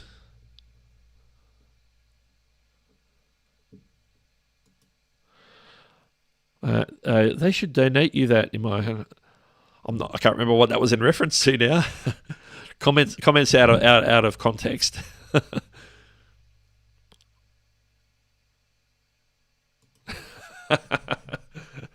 No, I don't think that's a bot. That's a scammer. And Vigard is here. Hello, my friend.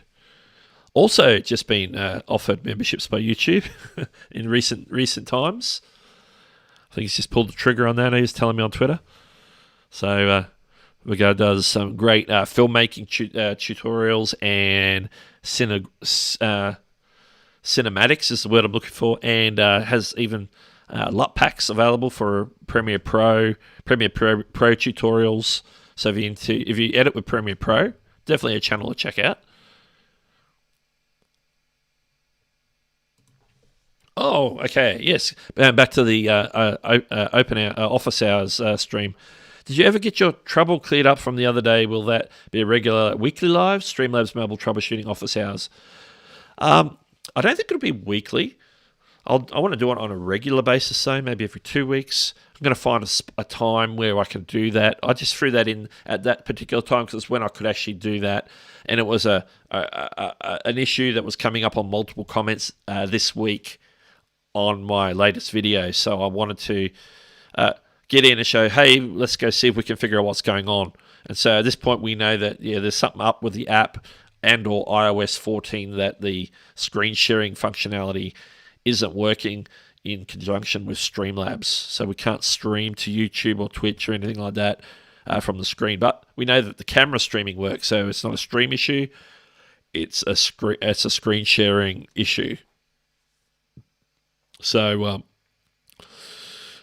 but what's going to happen down the track is that office hours sort of stream will be just dealing with whatever troubleshooting issues people might have. If it's something I can actually practically show you, is like how do you do XYZ on YouTube Studio, or how do I do XYZ on Final Cut Pro, or if it's something that I use, I can sort of show you and do like a live demonstration. We're going to throw those sorts of things into that stream and just helping people with their current problems or issues that they might be running into. So it sort of does cross over with like a Q&A a little bit. So we'll see what that morphs into. I keep bumping the mic. All right. My thumbnails use screenshots of my videos, but I'm far away and blurry. Yeah. Do you think a set of facial expressions of yourself up close and focus is better? Yeah, absolutely. What you should do, depending on what sort of content you make, if you do like if you film maybe several videos at once, or even if you do one at a time, maybe when you finish doing the video, you could take a handful of still shots, what you think might work with the thumbnail for that particular video. Or what you could do is one day is just block out like an hour or something where you can take a lot of different types of shots, crisp photography shots, or even have someone come and do the photos. You can be in it where you can do some of the facial expressions, or where you can be like holding things. Like I did a bunch, which I don't use them all. I use them from time to time. You'll see them in some of my thumbnails where I might be like, holding my phone and pointing to it like this, and like looking like, oh my goodness, like, oh, look at the phone. Doing the stage thumbnail shots. So you spend like an hour or two, and then you've got a whole set of stock photos to use for future thumbnails. So then when you're doing a thumbnail, you go, okay, I need something where I'm sort of looking like this, or I'm doing something on a phone, so I'm holding a phone, or I'm a fisherman, so I'm here with my fishing rod. You can get something going there, or take photos on set separate from the video, so you can get something that's like crisp and clear. Blot out a 10-minute time frame before or after your video recording, where you can actually just take a handful of specific shots for that particular video. And so maybe the shirt you're wearing in the thumbnail matches the shirt that you're wearing in your video. With me, I'm always wearing my blue shirt in most of my thumbnails. I'm wearing like this or a variation thereof. It's always blue.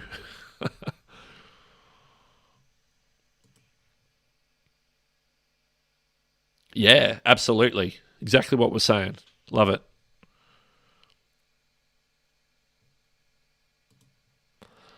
Oh, yeah, there was a hurricane down that way, wasn't there? Hurricane. I didn't hear anything on the news about that hurricane till tonight on our nightly news, when it actually must have made landfall, I guess. That's the way it is. Here's Tim seeing it on my stream instead of Nick's stream. Here we are. How you going? Let's see. Keep going through the chat here.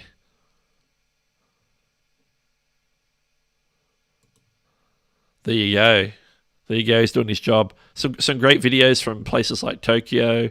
Some of the older stuff from Iceland. Yeah.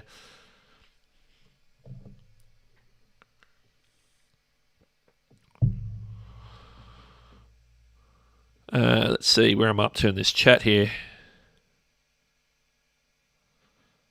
Chats. Wendell Live is here. Welcome to the stream. He's calling out Scully. There he is.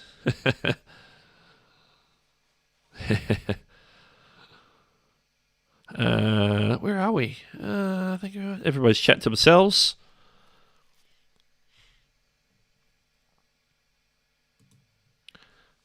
Yeah. I didn't get an email from them. I didn't get like a little banner at the top of my studio. I just was just went past monetization, which I do a couple of times a week. And I think I might have mentioned in a live stream or a recent video where I mentioned that I jump into.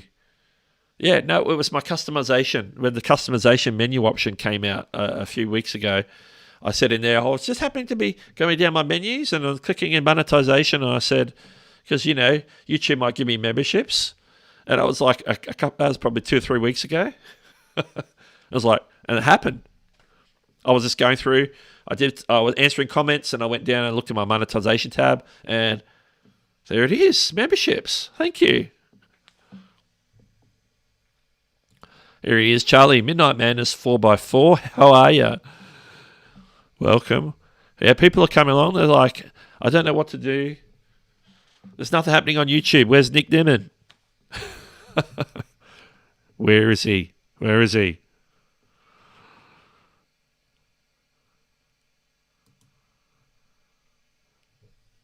Yeah. So sometimes if you're doing something very specific for the video, then you want to go for a very specific sort of look for your thumbnail each time. So yeah. Whereas some of us, like me, I'm just like pulling out of my stock, which I'm always meaning to. I really got to do some fresh photos. I got to do some fresh ones.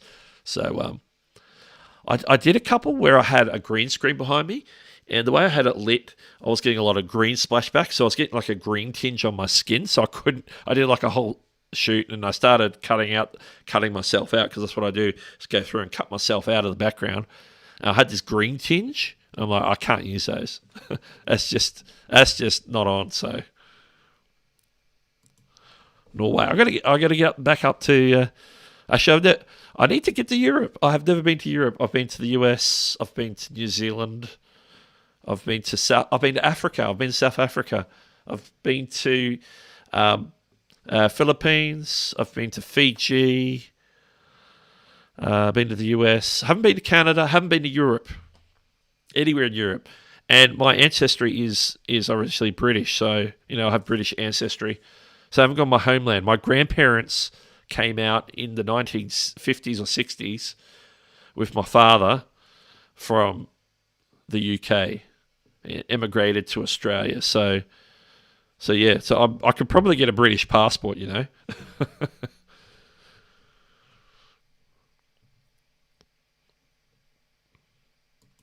Oh, that'd be painful. Yeah, it's like, especially if you're wearing like a costume or whatever it is, a certain look. Yeah, you want to remember to do it while you're ready.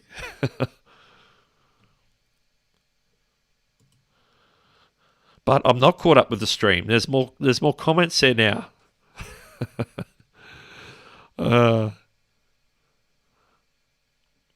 All right, there's a lot of talking back and forth, so I am driving. No, I'm not driving. I'm scrolling. Internet issues. I just thought he was taking a day off. But that's a valid reason for not streaming, is internet issues.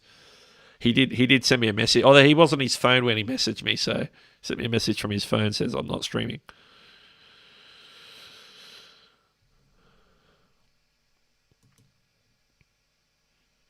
Don't leave us.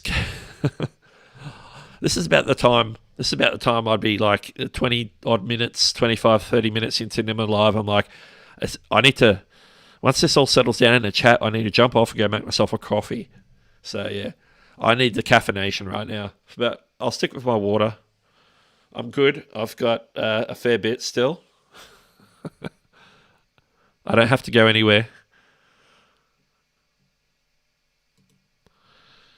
No, it turns out, he's not streaming, and the reason is apparently he has internet problems, so he can't stream. I thought he was just taking a day off. But no, he loves live streaming so much that he probably would have been streaming. Hence why he dropped his 22-minute video about 2 hours ago. I believe it was 2 hours ago. So, unfortunately not.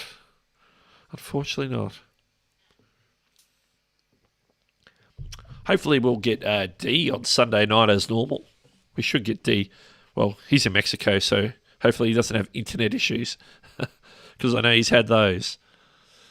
All right.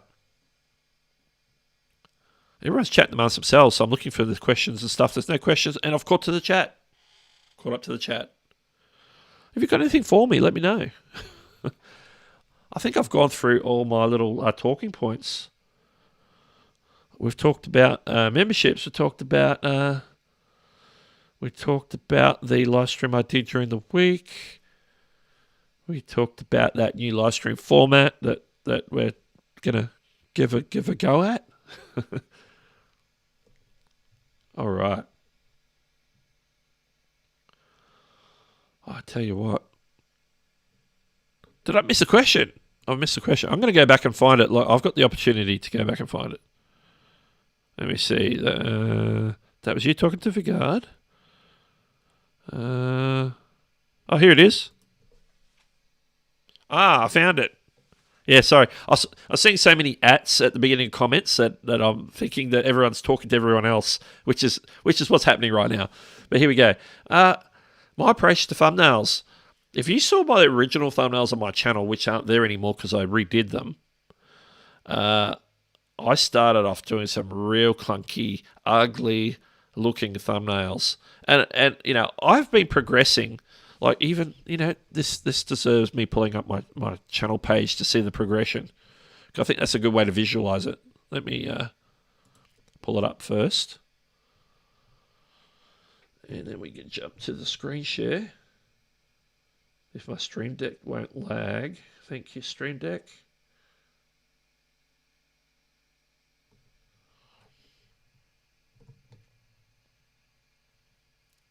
Okay. So what I'm going to do is go to my video list, because then it'll be in chronological order.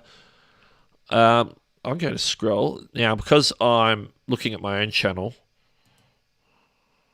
I'm just going to go to uploads. I'm going to take out my live streams for a sec. I'm just going to show uploads. How come live streams come in uploads? Okay, let's just go all videos. All videos. Yeah, you'll even see videos that are... my attempt at doing a shorts video about a month ago. Anyway, let me scroll. Actually, this is my channel. What? View all. I thought that was odd. Okay, so obviously at the top we've got my most recent ones. And most of these are live streams because I've been live streaming more consistently than uploading. So, current one, that's us live now. That's my live stream from Saturday. That's a new thumbnail.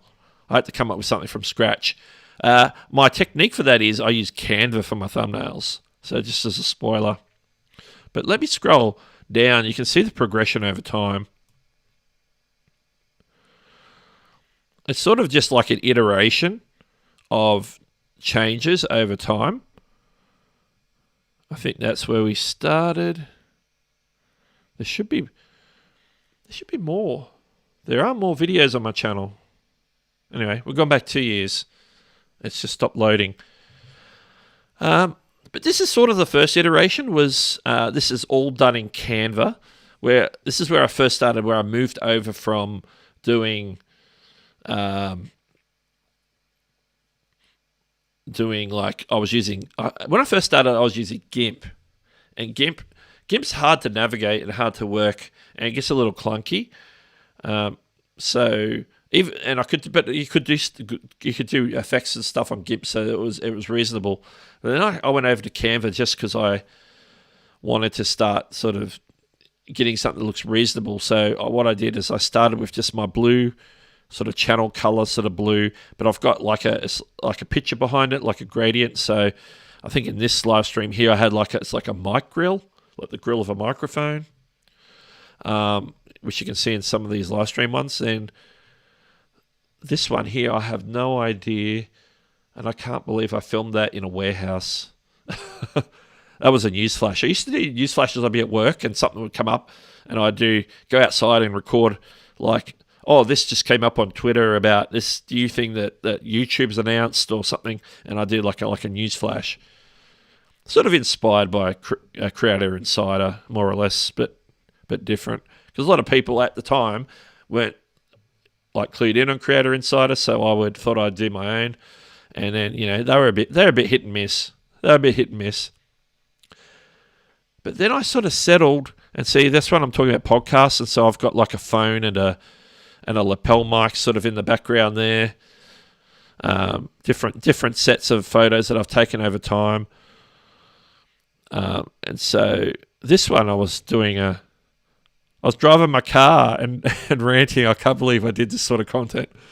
You can see the content sort of develops over time. It's like stuff I probably wouldn't do now.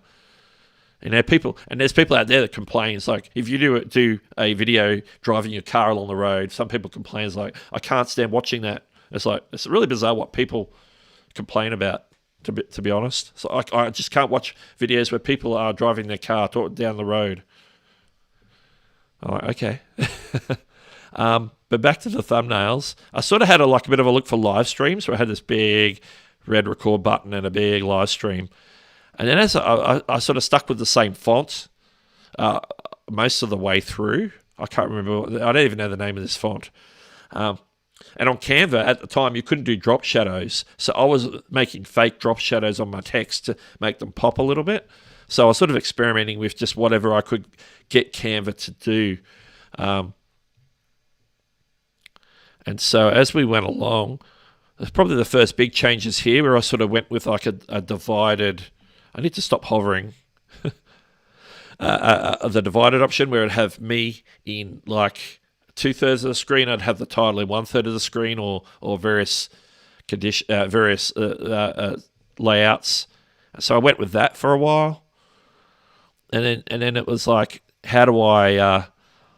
I'm still learning as it's to not to put too many words on the thumbnails.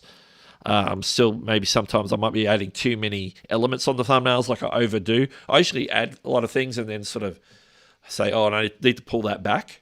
So I'll take that off, move this around. A little while I got a little me in the corner there for a little bit as like a branding icon. Got rid of that. And then about here, when I started the YouTube for Noob series, I kept the same sort of thumbnail and just numbered it. And I put the channel title, not the channel title, the video title across, or the short video title across the tape that I've pulled out there in the picture. And then I went to where I'm starting to getting closer to what I do now, where I've got the angled split screen background. So I've got the darker sort of blue, a lighter blue. Still got different things behind the color just to give it like some texture. And then adding different elements. Like it was a gear review. It was about a desk mat, which is a desk mat that's on my desk right now. So I talked about that. That was to get do some affiliate marketing. That's like an Amazon link. And I can't believe, I'm just looking at that now, there's 6,000 views on that. And like any other time I've looked at doing anything to talk about gear, just so I could add an affiliate link, whether it's Amazon or whatever. I don't usually get a lot of takers on those sorts of things because I don't do a lot of them on my channel, I guess. And it's interesting what people are into too. When you're looking at this and talking, we're getting through this.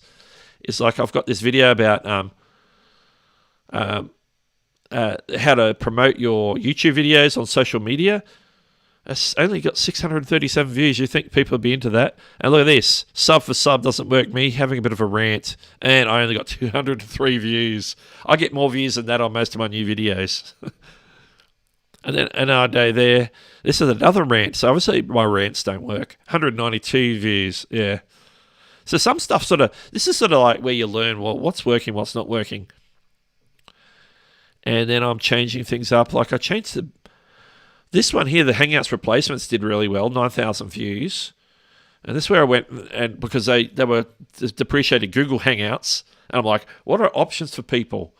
And then it was like StreamYard hadn't been out that long, so StreamYard was an option. It was like Ecamm, you could use OBS with Skype or Zoom, or the different things that people were doing to bring groups of people into the live stream. So that video did fairly well. I think it could have probably done better, but it's over 9,000 views. And as I got up into the probably last year or so, sort of starting to finesse and actually starting different things. Like this one, Prism Life Studio, is just a close-up of the phone. You don't see my face, you see my mouth, but you don't see my face. You see my hands holding the phone. And it's like I've got to try to go for the compelling, like the right stuff, question marks. Like trying to go for the compelling, whereas the title of the video is more straight. It's a Streamlabs video that only did 5,000 views. My Streamlabs videos usually do quite a lot. Like my biggest Streamlabs video is over 100,000 views. Yeah, it's pretty random. Anyway, back to the thumbnails. Now, this is where it sort of iterates again in the last 6 months, where I'm keeping the basic base, but what I'm doing is I'm using the whole thumbnail I'm not necessarily putting myself on every thumbnail. Like this scheduled go live one, I've gone with I need to stop hovering. I've gone with just some imagery rather than me. And then the next one, the Streamlabs live stream, gets started now. Streamlabs video, so I'm just using the StreamYard Duck and showing computers and phones, people going live together. And I did a follow-up one, which done a lot better. 10,000 10,000 views. It's not subscribers. That'd be nice. How to add your backgrounds and overlays. So it was just a simple tutorial. It wasn't anything that special. But that one's done quite well. 10,000. And then obviously there's a lot more live stream. I've done a lot more live streams in the last 6 months or so. So there's a lot more live streams happening. A lot less uploads. I did a video on chapters, so that's gone a little different. I've taken away the little diagonal color slash and just put a whopping big YouTube logo on there and put chapters, and I've done like a mocked up sort of time bar on the bottom of that, just so that it looks like the thumbnail looks like you're watching a YouTube video. It's not an exact match. I had to get some elements from Canva that I could actually get to create a play, pause, stop button, just to give it the feel it looks like a video player. And then this other Prism follow-up video went for a similar thumbnail to what I used for before. I was covering a specific thing in Prism Life Studio. So I used a similar thumbnail from what I did on my first Prism video. Now this is a thumbnail I quite like, but this is a recent one, so maybe with 500 views already. You know, a lot of my videos take off down the road, and sometimes they'll take off, sometimes nothing will happen. But this one, the countdown one, it's got a bit of a glow. Canva added some new text features around this time, so I added the glow effect, so countdown. And then I've added where I've got the counter on the screen that looks like I'm holding there. It's got like a glitch effect on the text, so it's like the RGB, it's white with the RGB sort of glitch behind it. So I try and keep like a similar theme. You can see I still got the slash in a lot of these, where I've got the darker greeny blue and the light blue.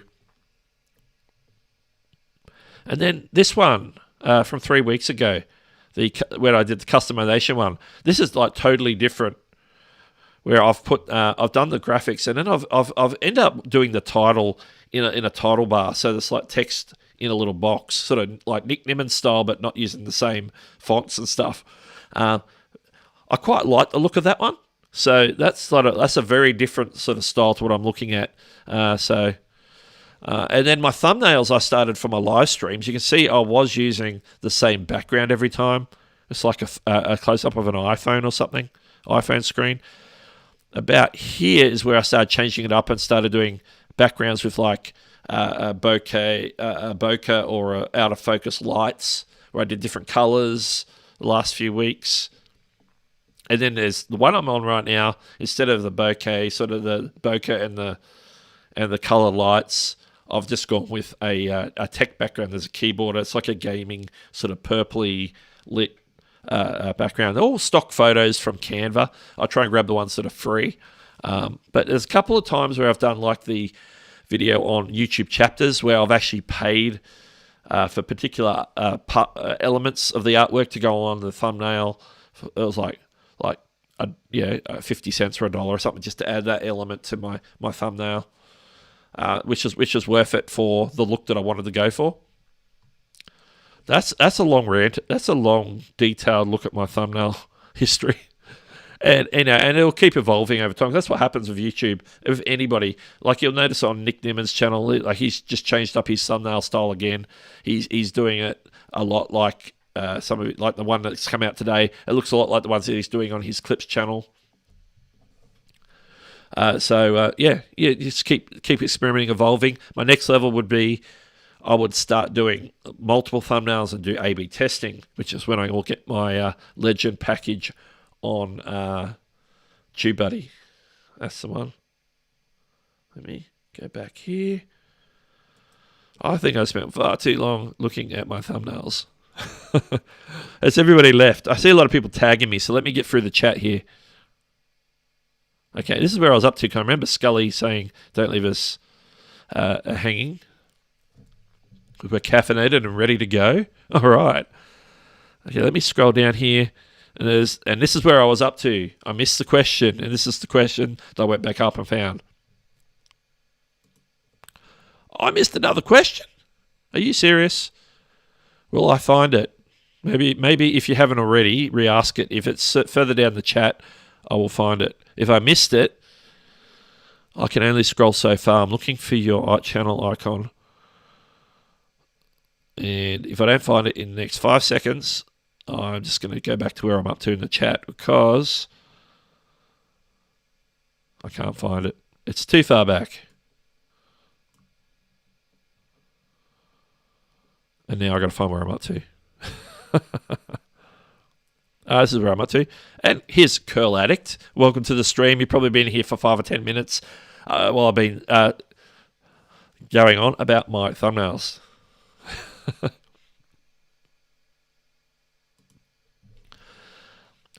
Yeah, well, earlier in the stream I was talking about that. I've got a community post out talking about getting some feedback from my subscribers and viewers on what perks they'd like to see and what price points for the different levels that you can set up. What would work out well. So I'm asking everybody's feedback to that community tab. They can just post in there and let me know. So yeah, had a good suggestion for the loyalty badges in there earlier today. So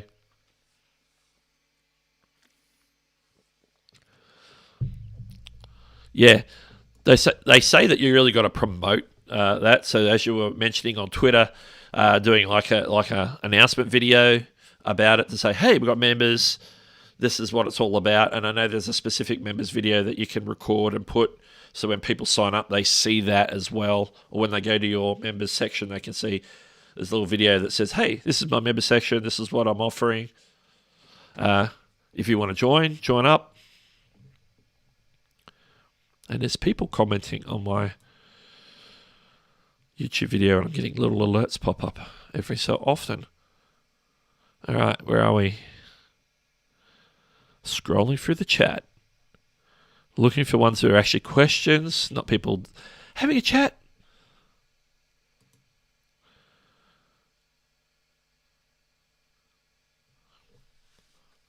Oh, you like that?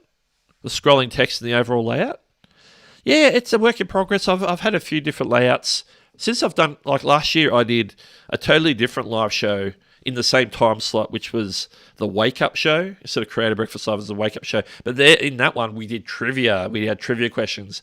That took me a lot more time for research each week because I needed, at least 10 to 12 trivia questions each week. And back when it first started, the iteration of that was that we actually, I was doing trivia questions. And then on Nim and Live, D would have a section where he would ask trivia questions for people to possibly get a channel review. And then when I was doing mine, he would pull my questions. And so if people were in my stream, they had an advantage because they already knew some of the possible questions in advance and possibly know the answer as well if they were in my stream. So it was sort of good in the sense that, hey, if you want to know what some of the questions before we ask them on Nim and Live, go watch Doug's stream beforehand. And so that was pretty cool. But I stopped doing that towards the end of last year. I went to Vid Summit and come to a realization that doing trivia on my channel was sort of out of the out of niche. It wasn't part of, like, the trivia wasn't even, it was just general knowledge trivia. It wasn't even anything to do with what my channel's about content creation and giving tips. It wasn't any of that. And so I decided I would sort of step back from that, regroup, and come back with a live streaming format that would actually complement my channel and what my channel's about, which is why we're doing Creative Breakfast now. Anyway, that's nothing to do about my layouts. And so as I've gone along this year, like I did this artwork in GIMP. I didn't do it in Canva. This one's done in GIMP. So I did put that together. And then I would also added earlier this year as my intro video at the start of the show. I did that on Placeit, which I shared Placeit in the chat earlier, so I'll drop that link again if anybody wants to check out Placeit. They have like an intro video section where you can do intro videos. I was originally looking to do countdowns when I was doing my research for my video on doing countdowns for StreamYard, which I put out a few months ago. I was looking at Placeit, what options they had for countdowns. They didn't have a lot of countdown options. So I did some stuff on Final Cut Pro instead to make my countdowns happen.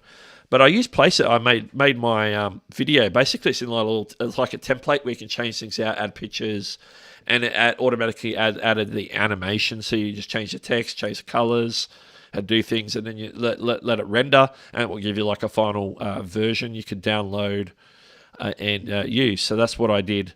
I have a version that I use here on this stream because it talks about that I'm using Ecamm Live because I'm on a Mac. And then I have another one that I use when I'm doing live streams on StreamYard, which I haven't done any for a little while. But on StreamYard, I tend to use that when I'm doing like interviews or have people on, which I haven't done for quite a while. And that's usually a different style stream. I think the last time I had guests on might have been with Dean Nimmin, or it was a similar thing. It was late last year when the whole copper thing was going on with channels for made for kids and all that sort of stuff, and we're having a discussion about that. We'll talk about that on his channel, and Dee came over my channel. We have a little discussion. We're talking about what the rules were and what the latest news on it was, and so we did that in StreamYard. And so, we were putting that sort of thing out. I haven't done a lot of that. A couple of things I want to use StreamYard for, and then I'd have a completely different look and feel.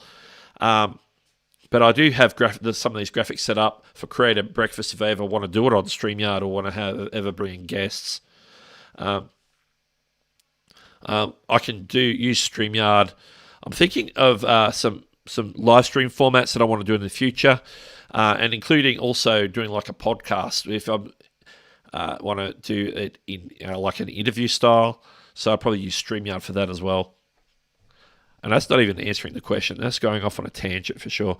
But it's a little hodgepodge of things I've got set up. Like my original background I've used for a while, and I was using it last year for the other stream as well, was something like this one, which you sort of see that similar picture on some of those earlier thumbnails. It's the background, which is the close-up grill of a microphone, and I've just put like a blue opacity, blue hue, or whatever you want to call it. And this is a screen that I haven't pulled up in quite a few streams, actually. It's where we usually do the segment where we thank people who have become our newest subscribers. So seeing we're pulling it up, let's do that right now. And you know what? I have not dropped my sound effects or anything in this stream. It's been very dull audio-wise.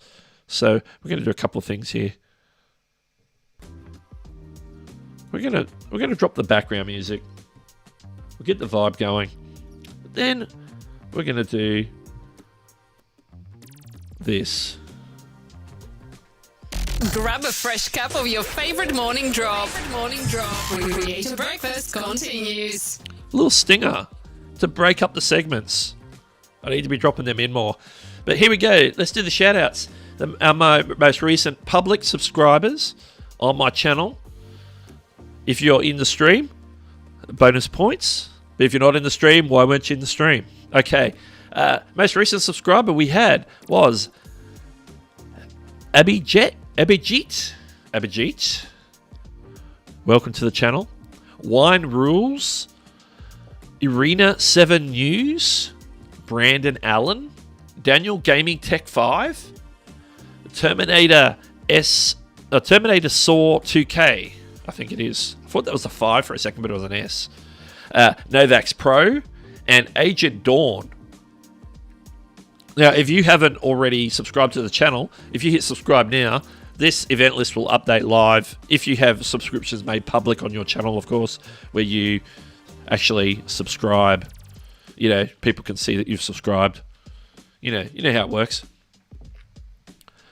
But every week, I'm going to try and get back to actually reading these out, because it's always a new group of people, and they come up in this events list. Also, what comes up in this events list, if people happen to, you know, drop a super chat or a Streamlabs donation in here, which nobody has today, but we've got a whole wall of subscribers there. So thank you to all my newest subscribers. If your name's not on here and you subscribed recently, maybe you have your subscriptions hidden, or you weren't part of the last 8.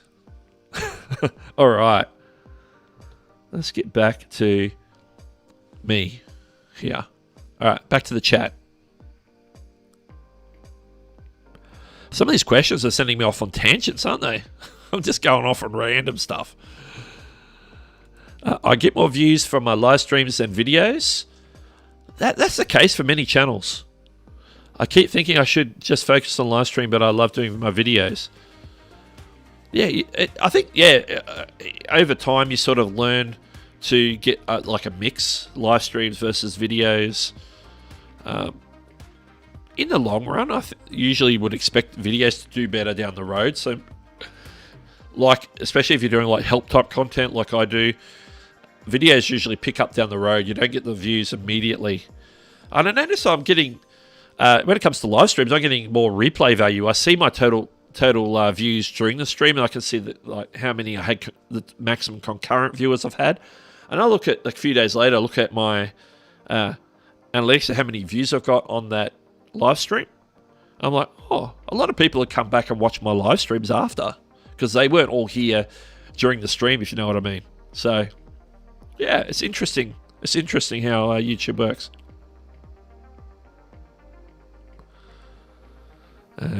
People chat to themselves. And Paul, I can't even speak. Paul Beck, Drywall Tube, here he is. Good to see you here. Everyone's filtering in because there's no Nimmin Live today. Everyone's filtering in. They say, oh, Doug's on. Doug has some great videos. I'm glad you think so. Sometimes I'm the harshest critic on my own videos. That desk mat the desk mat, yeah. I've had it for a few years now, and I'm sitting here. That was like, I got it from Amazon. I thought, I really like this desk mat. That must have been a couple of years ago now. I wasn't even in this room. I was in a different room. Wow. And I've got it. It's a black. Now it's my Black World. Well, it's the one in the video. It's the black, I think it's Jylong desk mat. So it's a decent size. Got my keyboard and my mouse. I now have it on a white desk. So I've got a black mouse pad on my desk mat on a white sit-stand desk. And yeah. And then I have, and to contrast that, I have a white keyboard. So I got, it's black and white. And interestingly, the stand my black monitor is on is also black. So I have a black desk, a black desk mat, black speakers, black monitor, black stand, and a white keyboard. No RGB to be seen except for behind me. All right.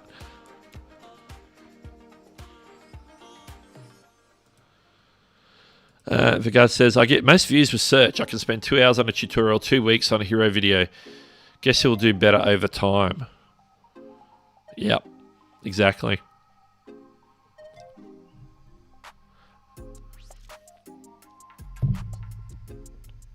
Let's see. I also did a Tales from a YouTube newbie playlist and apparently suggested it might be helpful to many Twitter users looking to start a YouTube channel. Twitter suspended my account. Oh, that's weird. Plan with Michelle is here. How are you going?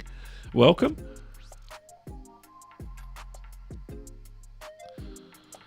Colour does my... Subscribe to Doug Hewson YT for more tech or content creation. Talks with Navaneef.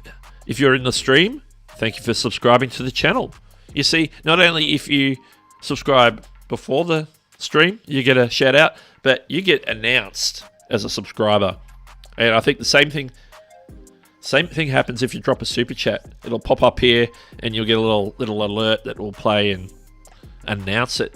I have an announcer. I have a personal announcer that announces things. Her name is Isabella.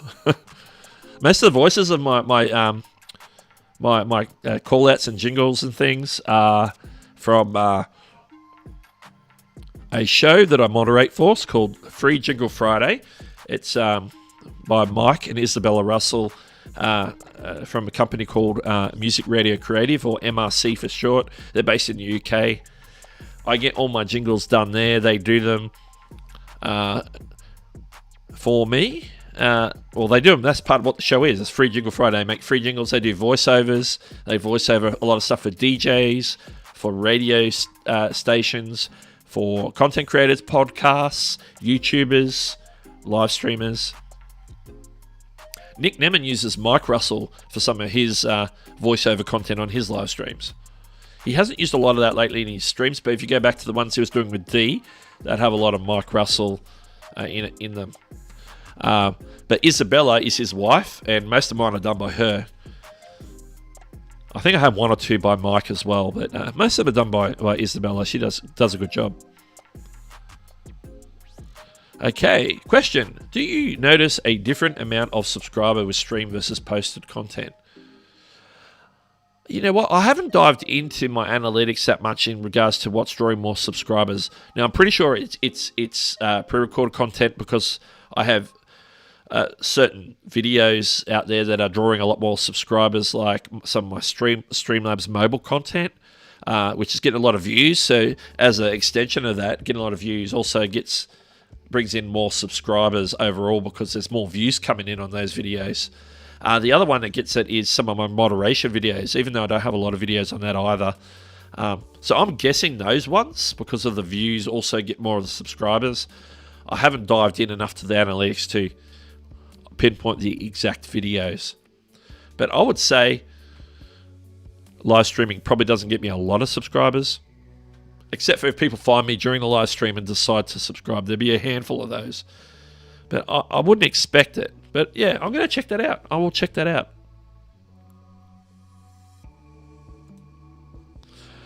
I guess what you have thumbnails that all look like they are in the same family.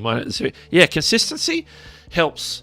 The one benefit of consistency, or there's probably several of them, is they're identifiable as belonging to a particular channel, and so that can help with recognizability and familiarity. I can't even speak. It is midnight. It is 11:59. It's gone midnight here. So yeah, apologies if I can't speak. But I find it would overall, the consistency of the thumbnails can help in just people identifying you and for branding purposes. I guess that's me. That's in the sort of the short version of that. Let's see.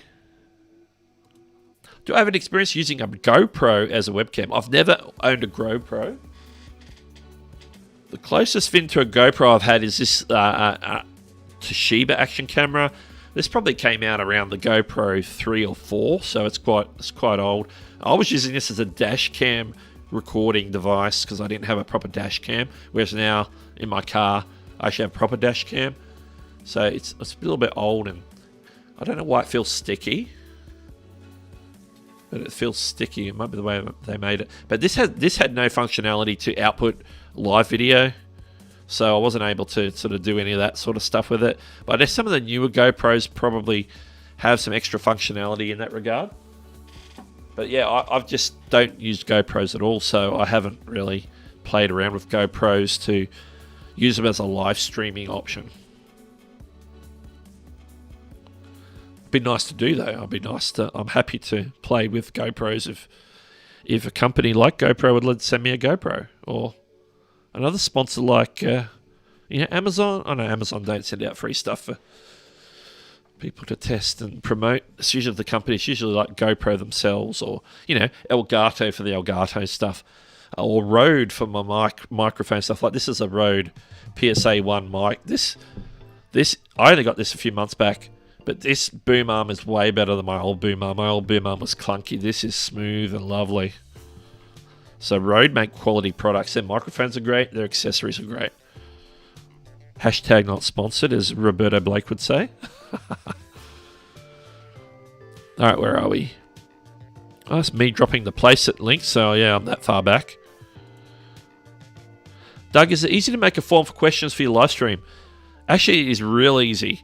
What you want to do is, because you have a YouTube account, then you have a Google account. You want to go to, just go to Google Forms and just log in with your Google account. Or if you're already logged in with your Google account on Chrome, it'll probably just open straight up. Google Forms, you can create forms on the fly where you can add the forms and the questions and everything, and then set it all up, publish it, and they'll give you a link to share. And then you can share that link, and then people can navigate to that link and leave their questions. That's what Dee and Nick do on their channels with their live stream questions. It's just Google Forms. And then you can go in afterwards. You can look at it in like a spreadsheet format, or you can just pull it up so you get like one instance of a question, and then click the arrow to go to the next one and the next one. You can go in and delete the responses. You can turn the form on and off so people can come and leave them, or turn it off so they can, it stops people leaving any more questions if you've got plenty of questions. So yeah, Google Forms. If you just play around with Google Forms, you'll actually come up with some really good form ideas. You can add images and stuff. You can make it different colors, so you can make it look and feel like your channel. So that's what I use, and I've used them before for live streams where I've done Q&A stuff. But generally on my live streams, I'm happy to work out of the chat, because I'm not that busy on the chat. I used it for a few weeks back when we did check my channel as a segment on the show, which I'm only doing sometimes. I did a form for that, so I'm asking like, what's your channel? I need your channel link so I can get to the channel, so I can look at your channel, and a couple other questions, a couple of quick questions. And so like, what's your channel name? What's your channel link? And then there's probably one or two other questions to sort of validate, like, have you been uploading content regularly? I can't remember what I asked now. But that. It's fairly easy and quick to set up. So if you go and play around with Google Forms, just Google Forms, you'll find it. You'll be able to play with it. You'll work it out quite easily. It's not too hard. Where are we? Google Forms. That's it. Exactly. I confirm. Yeah, I think the biggest thing for a live stream is to come up with the gist of the live stream. Why are you live streaming? What's the purpose of this particular live stream? Like, it's easy to drop into the Q&A route like this, where we're sort of getting, if you're getting people coming in, they can ask questions, you can answer them. So basically, the content is being generated on the go, and that's sort of what Nick Nemman does very, very, very well. Dee does it too. Sort of all that. It's just like an overflow from that same sort of thing. There's the format like you see when the people go on TubeBuddy, where they present like the topic for the day. So you have a topic, you have talking points, you might have some PowerPoint slides or whatever it is. So they talk through that, and then at the end they do a Q&A based on what the subject of the video was, of the live stream. So you got that format. Or then you could go interview style, where you're talking about a specific subject with somebody else. So it's just you and them. And then maybe you could take questions from the chat along the way, or it could be just you talking to them if it's more of a podcasty interview style. There's so many different things. It's like your imagination. You can do a game show. I know channels out there that do game shows. They do entertainment. They do game shows. They have people come on and participate in the game shows, which is sort of a little bit like what I did last year with the trivia without having people on. We had people back and forth in the chat. We even sometimes I had like chatbot responses, so that you put the answer and it would record the responses. Some of those bots didn't work very well, so that didn't happen too much. But yeah, there's a lot of things to consider, and it's just coming up with that one idea to get started.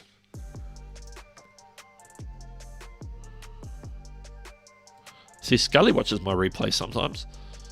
Like I try. There's certain people who I will go watch the replays because their live stream is maybe on when I'm asleep, because I'm in Australia, so they're live streaming daytime in the US, and so I might miss it if they're in that first part of the day and not in the evening US time. In the evening US time's fine because I'm awake. It's my morning. It's your evening.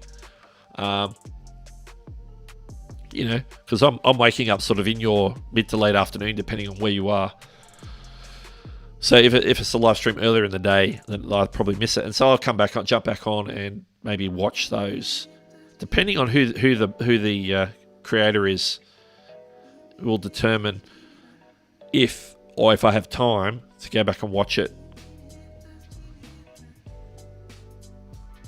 If I miss a Nick Nimmin stream, then I'll tend to go watch it. D Nimmin, I'll probably go watch the whole thing, which does happen from time to time. But most of the time, I'm awake when they're streaming, so it's not too bad. Sometimes I'll jump on. Like Andrew Ken streamed a few days ago. It was yesterday, day before. Now, he started when I was getting ready to go to work. So even though it was in the evening or in the afternoon, I was heading to work. It was my morning. It was like 8 a.m. It's like I'm like 20 minutes. I'm walking out the door, and then I'm on a bus and I'm at work. And so I sort of missed most of that stream. Sometimes I'll go back and watch the TubeBuddy one. Sometimes I won't. It just depends on maybe who's doing the presenting, to be honest. Sometimes I'll go watch them.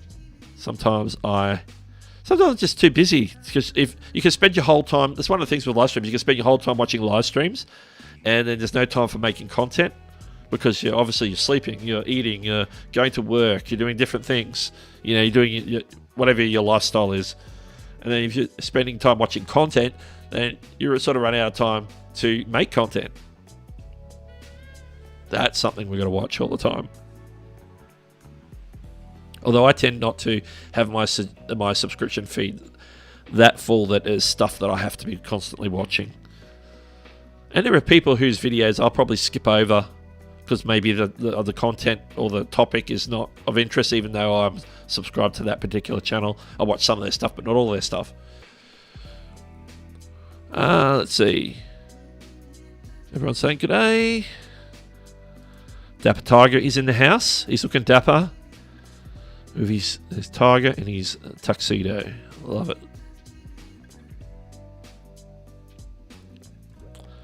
Savage is a bit rusty on the live streams. There we go.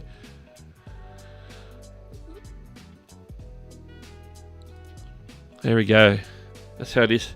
Editing for Nick and I was afraid, is this edit good enough? That's like what they talk about. In some respects, it's like what they talk about when they're talking about imposter syndrome. It's like, am I really good enough to do what I'm doing? Am I really good enough to be giving other people advice on whatever topic it might be? Am I a good enough editor, or am I a good enough? Is my work up to par in this area or that area? It's like when you maybe considering looking for a different job, and you see job listings and you go, that'd be a great job, but I don't really think that I don't know if I'm capable of doing that. And you probably are.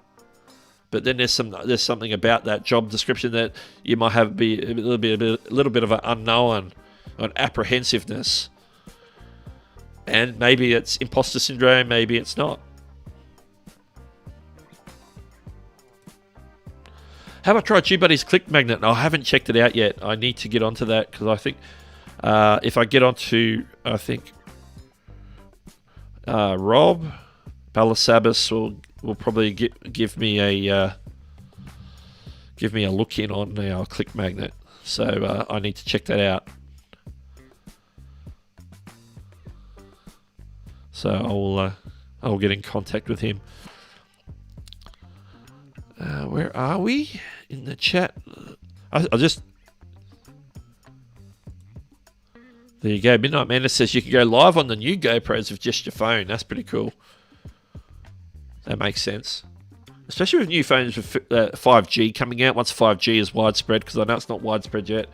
But it's the in the know news is that next Tuesday when they announce the next lot of iPhones, that some or all of them are going to have 5G.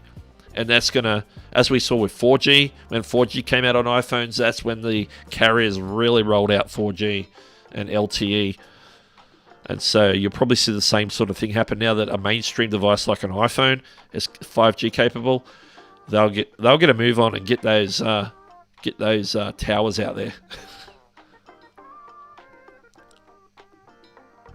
And for live streaming, that's probably going to be awesome if you can get those 5G speeds. I think that's my point.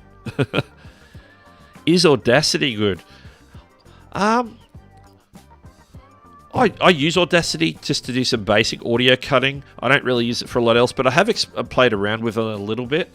I'm probably audio is my least comfortable area. Because I edit in Final Cut Pro, I try and keep all my audio sort of tweaking for my videos all happening on Final Cut, because there's enough plugins in there to sort of, EQ and give your voice a somewhat reasonable sound, maybe cut out some of the background noise. I know I did a video where I was outside and then I ran EQ on it and it came up so much better. So just even a little bit of EQ and maybe compression or a limiter or something on it, and seems to do the job for me. But yeah, Audacity, I basically use it if I've got a longer audio file I need to cut it up or split it up. I'll just cut bits out, move them together, maybe output a MP3 or something like that. I'm not proficient in it, but I can sort of find my way around. Lemonhead Penny, TubeBuddy wants to sponsor me. Hey TubeBuddy, where's my sponsorship? Hey, that's cool. That's cool. Are you? I'm guessing that you're already an affiliate, and that you're generating quite a bit of affiliate sales if they want to sponsor you. That's just my guess. I think it's good for if you're going to get like a brand deal or get some like increased affiliate sales or whatever it might be. Yeah. Like I know. Obviously a good person to talk to would be somebody who's already sponsored by TubeBuddy, someone like Nick Nimmin on his live streams, brought to you by TubeBuddy. Speaking of that, this is not Nick Nimmin's show, but I'm not sponsored, but it is an affiliate link in the description. So yeah, I do. Anything I've talked about on the show, and if I drop a link in the thing, just to be clear, it's an affiliate link, and if you click it and do something on there, then there's a benefit for me, whether it's access to what they get or whether it's a commission. That's how affiliates work. As content creators, we should all know that's the gist of affiliate links. But yeah, anything I was showing or drop a link in to chat is pretty much an affiliate link of some description.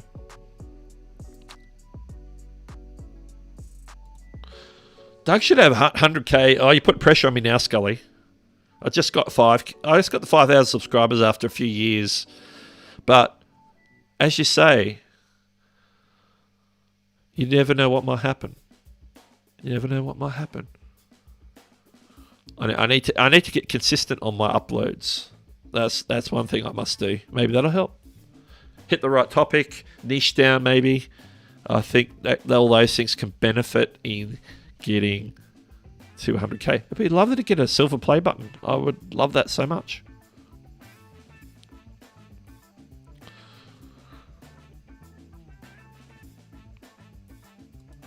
One good live streaming channel to take note of is Only in Japan Go. He's doing it really well for phone streams. Oh, cool.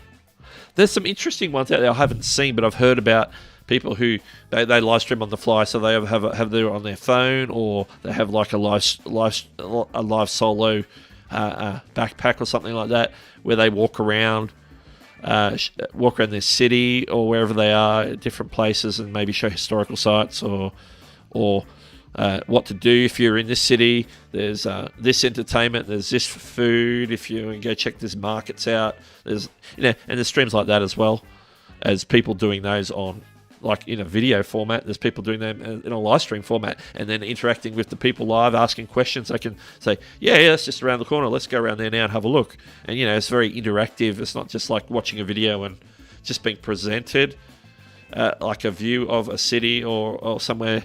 It's actually interactive because the chat, they're responding, you're responding as the host, and there's stuff going on there. It just takes the interaction to the next level. More scrolling. I should be making content and products right now, but I'm a bit distracted chilling here. I've got a to-do list. It's like in my head. Like I haven't written it down. I should write it down. I tend to write things down on paper and then they'll get lost. Like I've got like a little square sort of notepad paper, and I just write like the random stuff. This is like random numbers, and like to anybody else they wouldn't mean anything. Like one number there is numbers and letters. It's like that's my color for my channel. It's the blue on my channel. That's the color number. And I've got 3 by 3 meters. I've got 18 BMAC. That's buy me a coffee. Yeah. I write random stuff down. It doesn't help if it's on paper. I do use the Notes app on iOS, which sort of syncs between my Mac and my iPhone, my iPad.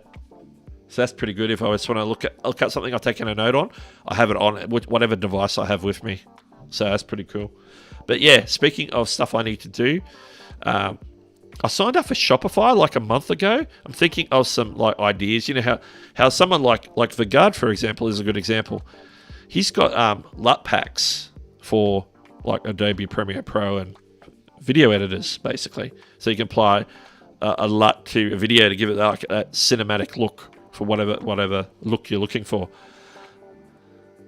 So I opened a Shopify so that I can maybe look at some assets that I can make available to you guys in regards to video editing, stuff you can throw in your video edits, and some other things. So I'm just coming out with brainstorming some ideas for some of those things. I do have some ideas because I was going to go down the thing that triggered it was I did my video on countdown clocks for StreamYard. I was going to do some countdown templates because there's not a lot of those out there. I know Live Streaming Process are really good ones done by Paul Dixon. There's a few other things out there that I recommended in that video. But I thought maybe I could do up some countdown style informational stuff on Final Cut Pro and then export that as a video that people can just use in their live streams. So something like that, I just need to narrow down. I might just add stuff to that as I go. Even some free stuff. If I have free stuff, I can just put it on Spotify and people can go and just download it from there. The other thing that goes with that, and with maybe affiliate links and things that you might be promoting as part of your channel when your channel gets a little bit bigger, like if you're at least 5,000 subscribers like me, you should already be getting the ball rolling on either creating product or affiliates so that you got income that's generating apart from ad revenue, because ad revenue isn't generating a huge amount of money. Like it's great that it's generating money. That's excellent. But, you can't live off ad revenue unless you're getting a lot of views. Or if you're in the right niche that you've got a very high CPM. That's a whole other thing. I think I talked about that on a video. I think I had a question on that a few weeks ago on the stream. The other thing that I did this week, and you notice it when I drop a link in the chat, is I've got my own link shortener now, which is new. I went through a company or website called Rebrandly. Hard to say, Rebrandly. And basically, you can spend a few dollars, get a domain that's like a link shortener. So instead of having going and using like Bitly and getting Bitly / whatever, I've got now. Let's see. Let's do an example one. One of the ones we pulled up before. Say Place It, for example. So if I drop that in the chat again, just for the demonstration purposes, you'll see the link is there it is, dhyt.link. So it's Doug Hewson YouTube.link / and it's Place It. And so that goes to, they click that link, it goes Rebrandly, redirect them to where it actually needs to go, which is my Place It affiliate link. And so, yeah, simple as that. So I'm trying to incorporate some of the sort of things that will actually make things easier to share, like links, instead of saying, oh, you need to go to, placeit.com/referral Doug Hewson YT, XYZ123, some really long random number or whatever they give you as an affiliate. So what I've basically done is set up a bunch of link shorteners, and then I've copied all those links from Rebrandly, put them into a Google sheet, so I have them all listed in one place, so I can see what it's a link for, if it's an affiliate or my website or even social media links. I can just say, if you want to follow my Twitter, it's dhyt.links/Twitter. So if you go to there, you'll find my Twitter account. Like, simple as that. Or you can just search Doug Hewson YT on Twitter. But it's helpful to have some of these things in place. They're little things, and it's not like going to mind-blowingly change your channel, but it helps you be more efficient as a content creator, and maybe on the affiliate sales side of things to get the ball rolling there. You can be more efficient there and share and be able to share these out. It's easy for people to remember. So I've been working on those links. I need to get back to working on my Shopify and ideas of products that people want to actually see. So if you have any ideas on assets or things that you might want to, pay a few dollars for and download and use in your videos or whatever, it's not like I'm being, competing with Tuber Tools or anything like that.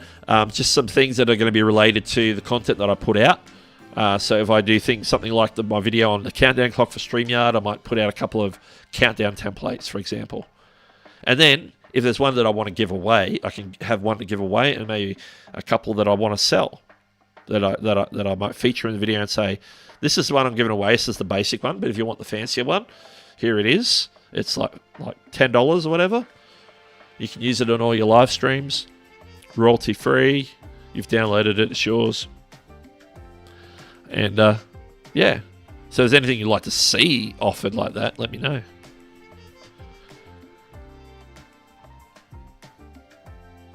Here we go. How long should a title be? Okay, YouTube gives you 100 characters to work with. Usually, people are only going to see probably about half of that, maybe 50. So you want to try and keep it, if possible, under 50. You don't want to go too long, but if you keep it under 50, that usually means that the whole title will get seen and nothing will get cut off if there's like a limitation on the particular place that the title's been shared. So if you keep it under 50, you should be good. I'm glad my internet and YouTube is running smoothly tonight. And I'm only going out, I only ever stream out at 720p.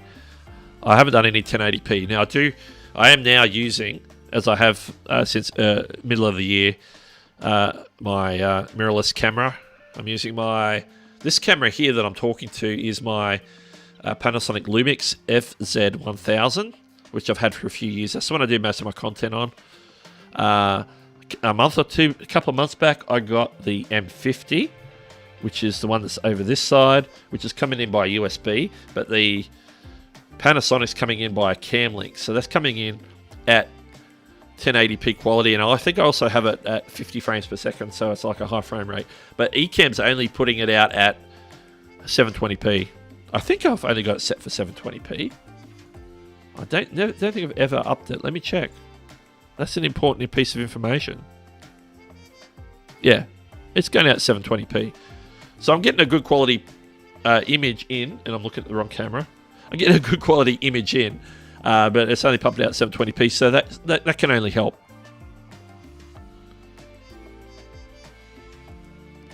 It's on your TubeBuddy drop down on your YouTube pages, Doug. Okay. Yes, of course. I had a blank on that one for a second. I'm like, wasn't sure what I wasn't sure. Darren's general info is in here. dropping the fun facts. And the fun fact here is that there's enough DNA in an average person's body to stretch from the sun to Pluto and back 17 times. You've made a dedicated video to fun facts. Interesting. How to rank high in search if I am competing with big YouTubers. Number one thing, this is my opinion. Number one thing is you got to make a video that's at least as good as what they've made, or it's comparable. It's enough to compete as a video. If they're just like watching this video, it's like, yeah, they're similar quality. So they're not saying, oh, this is so awesome, or this one's really, oh, that's not real good. So if you can make a good quality video, that's the number one thing. Second, you got to have a great thumbnail on it and a title that's compelling to get the click, because if you don't get the click, then people don't watch. You want to get the click? If you can get that good thumbnail and title to get the click and people watch it and it's a really good video, they'll watch it all the way through or most of the way through.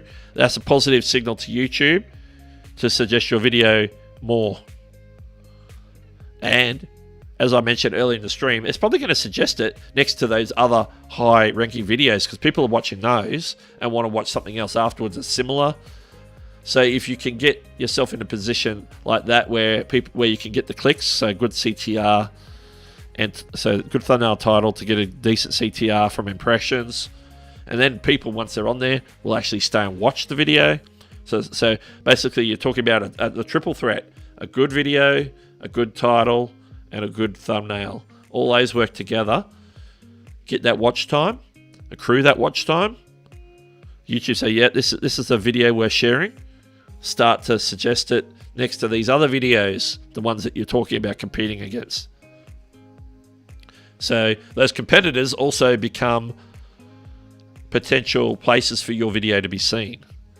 So if you put those basic three things in place, that's the place to start. If you can nail those on a consistent basis, then you'll start to see real growth. It's not, getting a title that's compelling takes practice. Getting good at doing thumbnails, or find somebody who is good at doing thumbnails to be a thumbnail that's like scrolling down a feed. You see that thumbnail, go, oh, I want to click on that. What's that about? Oh, that's interesting. So the thumbnail has to jump out and grab that person and actually gain their interest in a way that they go, okay, yeah, I'm going to click on that. But if you get all those three things working, you're most of the way there. After that, you got to let YouTube do their part. Let YouTube do their part. The other stuff that people talk about a lot, like tags and stuff, that's all on the peripheral. Like, you should do those and do the best you can at those. But those three things I talk about are probably the things that are going to help you the most. And if I want to add a fourth thing, it would be topic. Picking a topic that people are interested in. Because you can do videos and then people aren't interested in that topic, they're not going to click. Like, you see some of those when I was looking at my thumbnails earlier in the stream, if you were here. Some of those videos had very little views. The topics weren't interesting to enough people to warrant them to click. They're interested to some people, but not enough for a sizable amount of people to click. So I think topic would be the fourth one I'd add to that mix. So it's not about doing tricks on your channel to get stuff happening. It's all around the content. It's not around how I upload and the file name of the video that I upload, and how I add my tags in this particular order, and I mention PewDiePie 5 times, and I link out to something, and no, that stuff is not. It's all about the content. It's all about the content. All right, here we go. Okay, let me head Penny. I've been auctioning coin here for 3 years. I don't even have TubeBuddy. Well, that's surprising. That's surprising. I'll be interested to see how they reached out to you. Because I know a few of the team over at TubeBuddy, so I'd be interested to see who reached out to you on that deal and see what they're exactly offering. So that's interesting. Roger Wakefield is killing it. Matter of time. Maybe I could talk about poop a little bit more. Tim says that Audacity is good, but if if it's a destructive editor, yeah, that's right. Because if you hit save along the way, you can't undo. It's like it wants to keep all your changes.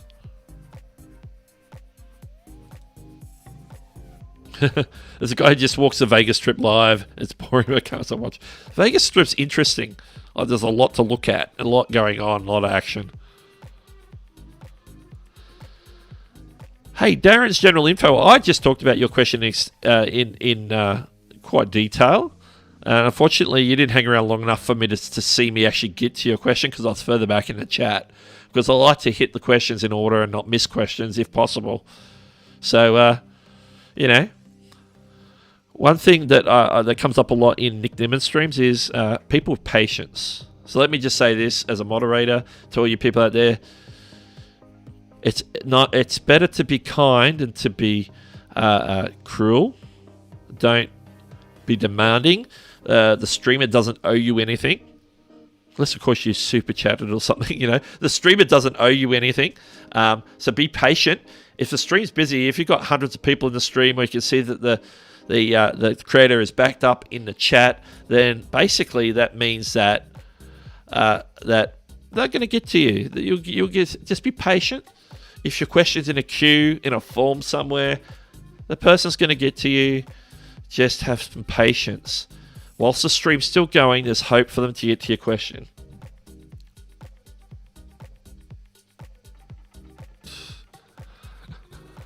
Patience is a virtue, as Vigard says. And he also says I should make assets. That's good. That's good. Yeah, I just need those ideas. I just need to come up with some ideas. And the other thing I would say about that is right before you ask your question, and you pretty much self-promoted in my stream, so you're welcome. LUTs alright, good. Yeah, I wouldn't be doing LUTs. I know nothing about LUTs. So like color grading and stuff is not my cup of tea. I'll be one of the people buying the LUTs to put on my videos if I was doing something a bit more cinematic, I guess. Alright, where are we? Here we go. What do you think about using green screen? When I was doing my trivia stream last year, for a little while, I had a green screen behind me, and I think one of the things we did was I pulled up images of cities around the world, and the gist of the idea was people had to guess what city it was. And so I'd be basically sitting in front of a green screen, and I'd be like, this whole cityscape would be behind me. So instead of just showing the picture, it would be behind me. I'd be sitting in front of the cityscape. So we did that for a little bit. I don't have my green screen. My daughter's got it upstairs. She uses it for videos. I don't, the video type of videos I make, I don't usually use green screens that much. The biggest thing I find with green screens, like, it was pretty forgiving using Ecamm with green screens with the lighting that I had. It actually did a okay job. The thing you find with green screen is depth between you and the green screen, and also lighting the green screen evenly so you don't get like the shadows sort of where it doesn't like quite key properly, because the darker green and the lighter green are too different. It's not a uniform green across the screen. So the biggest thing you need to do is like uniform lighting is probably the biggest thing with green screens.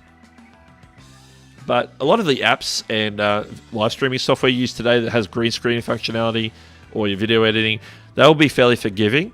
So you can get away with a lot, because you can, especially if it's video editing, you can use a combination of doing the green screen / chroma key, and maybe if something's happening on the edge, you could just mask that out so you don't even see that it wasn't really keying properly. But when it comes to like your outline, you might want to light the background separate from yourself. Maybe put a key light on you so that you sort of stand out from the green screen a little bit more, so that when it does the key, it does it really well. But yeah, it takes a bit of practice. You have to. It's like setting up any lighting setup, really. Is you just gotta keep experimenting until you get it looking good.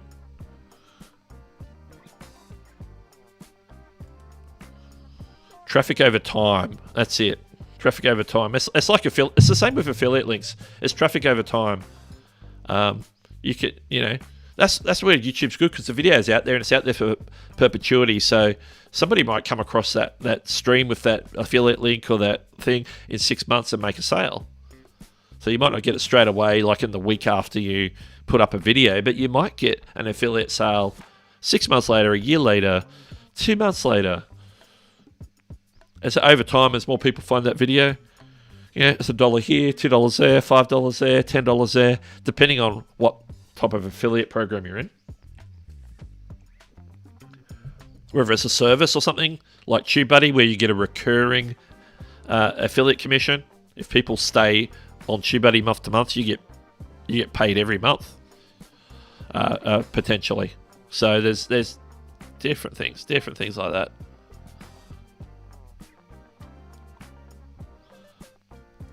You're welcome. You're welcome.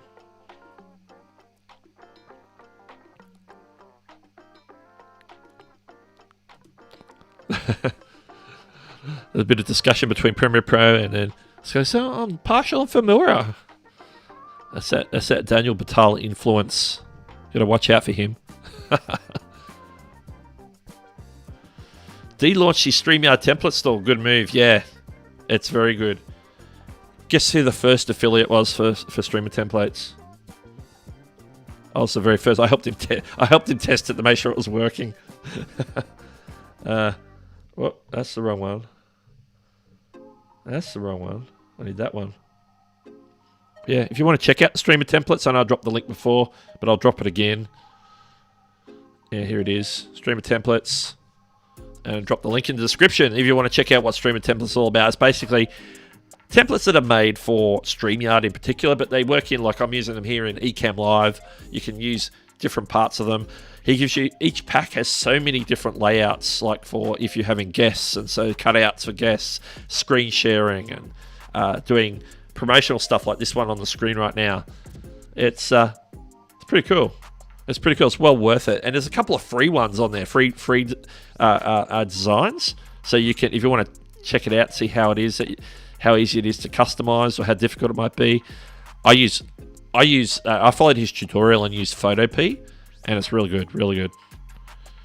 So I was able to customize the templates that I'm still working through the ones that I want to use. So yeah, real good.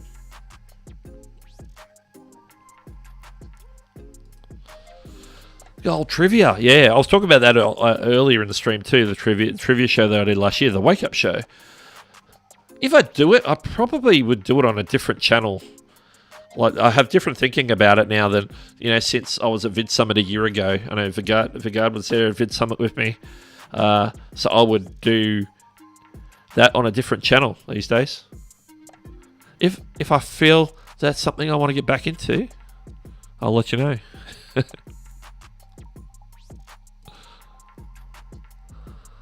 Okay, here we go. Funology TV, welcome to the stream. It's good to have you here.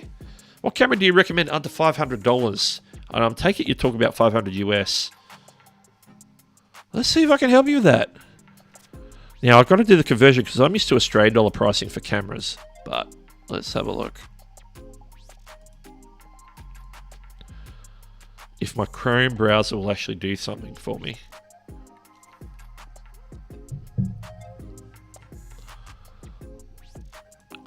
I think my MacBook is lagging a bit. It's pushing out a stream, and I'm asking it to open a web page.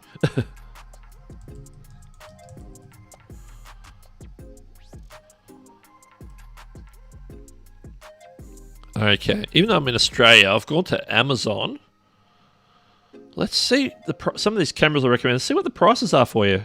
We'll do this, for a minute or so. Where's my screen share? Here it is. All right. I'm screen sharing. I'm on Amazon. Now let's look at the camera. That's a pretty good go-to for YouTubers. There's been for a couple of years now, which is the Canon M50, which I've got over to my left here, which I'm still learning how to use because I only got mine about a month or two back. They're in that ballpark. Let's see. Oh no, they're a little bit over. You can see they're $649 US. But there are some options that are just above 500 in the used and new section, so you could probably find a deal for that with the kit lens. Now I'm wanting to get a prime lens for mine for live streaming, so that would be like a set focal length. Get me the bokeh, get me the f1. Was it f1.4? I think. You know, I'm still learning this whole camera stuff anyway. But yeah, Canon M50 is probably a little bit higher priced for a camera, but you could probably pick one up second hand, probably and they might come down with the Mark II coming out later this year, I think. Don't know if they've got a release date for that yet, but there is pretty strong rumors for the Mark II. So I would expect the M50 to come down in price. I see if there's any other Canons, or can't even spell series. Let's just go Canon. I think Sony's good too if you look at Sony cameras. Sony and Canon are probably the best two. And I've got a Panasonic Lumix as well. I don't think there's as good value there, or as good a choice. How can I set the price range on this? I should be able to set the price range on this.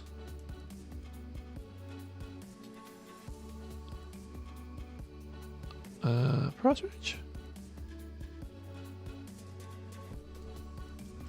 I'll just Canon cameras. Why is there no price range? They got an EOS 4000D DSLR for $374. I'm not sure how good that is, but being Canon, I think that's a fixed lens. That's a fixed lens, I'd say. Is it a fixed lens? With Canon EFS. Is that a fixed lens? Maybe it's not. Maybe it's not. Or you can go for like a power shot, something that's cheaper. It's like a fixed. Now, Brian G. Johnson's just dropped the video on the Sony A7S Mark III. That's not going to be under $500. It just popped up in my alerts here. So I wouldn't look at that one.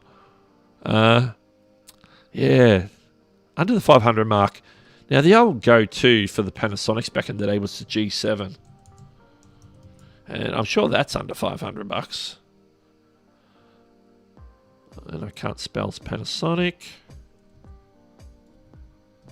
G7. I'm sure you can still get the G7. Because I was going to get a G7 a couple of years ago. Oh, there's one with two lenses for $600. There's a G7 KS. I'm assuming that's the KS because it's the silver variant. It's $447. It's under $500. It's a GX5 for just under $500. That's an Amazon choice. I think that's a fixed lens camera as well. Yeah, some of these don't have prices. Or the FZ300 is like the smaller version of what I got. I got the FZ1000. That's $400 at the moment. There's a whole accessory kit for the G7. $600.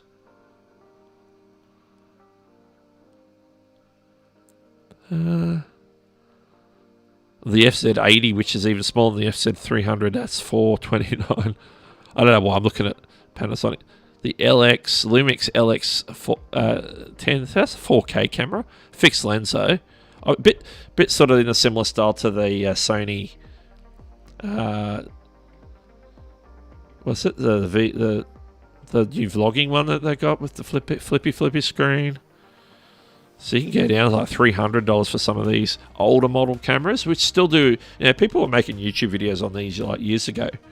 They still do a very good job. So there's a few options there. Not sure if there's any Sony options. Sony cameras. So the ZV-1's like $800, and that's a pretty fairly new camera. But that's like purpose made for content creators, vloggers, YouTubers. Full flippy screen, built-in microphone. You can plug in a microphone. Then you got some like point and shoots that are sort of in your budget as well. Yeah, that's me in thinking, because I know what some of the prices are in Australian dollars, but getting the conversion back to US, because I know that the price is lower. But I'd be looking at Sony and Canon in particular. If you're looking for like a proper camera to do YouTube videos with, I'd be looking at those. Just see what you can get that's in your budget. Oh, that's not the one I want. I clicked on the wrong screen. Here we go. Anyway, we could look at Amazon all day, couldn't we? And speaking of Amazon, next week is Amazon Prime Day. I think it's on the 13th and 14th. And the first day coincides with Apple's event on Tuesday. And the second day coincides with OnePlus putting a phone out, I think. Or they're doing some sort of event on the Wednesday. Both those days is Prime Day. Prime Day's over 2 days. And it's in October this year instead of July. So I think you're doing a Prime Day stream. I don't know, one of the 2 Prime Days. Let me know what you think. I could give some content creator equipment recommendations and drop you some affiliate links. Let me know if there's something you want to do Tuesday, Wednesday next week.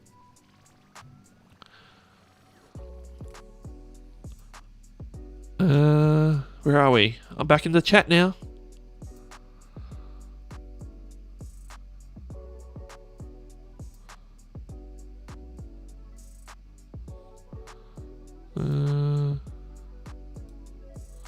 Again, is a believer in Premiere Pro. Premiere Pro is solid. Like, I feel that way about Final Cut Pro, but that's just because I'm on the Apple ecosystem, so it's just easier for me. And that's what I came up. I did a little bit. I think I did first couple of videos on iMovie. I went, no, I want Final Cut Pro, and I put down my saved up iTunes credit and bought Final Cut, and I never have to pay again. And I get all the updates. Yeah, solid.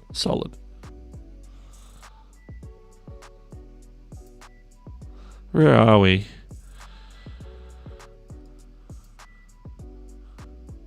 Every guy says, I've been using TubeBuddy for 4 years or so and never got any sponsorship. Yeah. That's cool.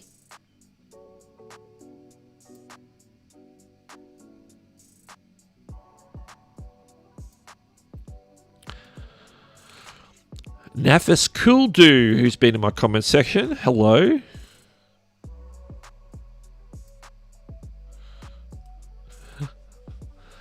Yes, and you're a little rude in the comment section the other day. I responded very respectfully. To be honest, I don't even know what your question was. I don't know where in my comments it was. If I missed it, I do apologise. So let me just say to you, I don't know if you're a kid or you're a little bit older or what you are, but just, learn a little bit of patience, and that this is one thing that people need to understand is creators aren't at the beck and call of their viewers. We're not here to solve all your problems. Like, we're here to help. Our videos are here to help, and that's what we want to do. We want to help you through our videos, but we can't help people one-on-one. That's where things like consultations and one-on-one sessions come in, and that's where you see some creators like, someone like Roberto Blake or somebody like that will do offer consults as a paid service, because those things take time. If you want to sit down with someone to discuss a problem or an issue, it might need at least 30 minutes to an hour of that person's time, and time is, and they should be compensated for that time. So when you're in, be giving in YouTube, getting free information and free help, then you should be grateful for the help that you're already getting. You should be grateful for the help that content creators offer in their chats, or maybe on Twitter, or wherever they feel that they can, add value. Like for me, I'm in a few Facebook groups, and I tend to go in there and answer people's questions. I give my value that way, even in other people's live streams. Like if I'm moderating, say Nick Nimmin, for example, I might see somebody ask a question.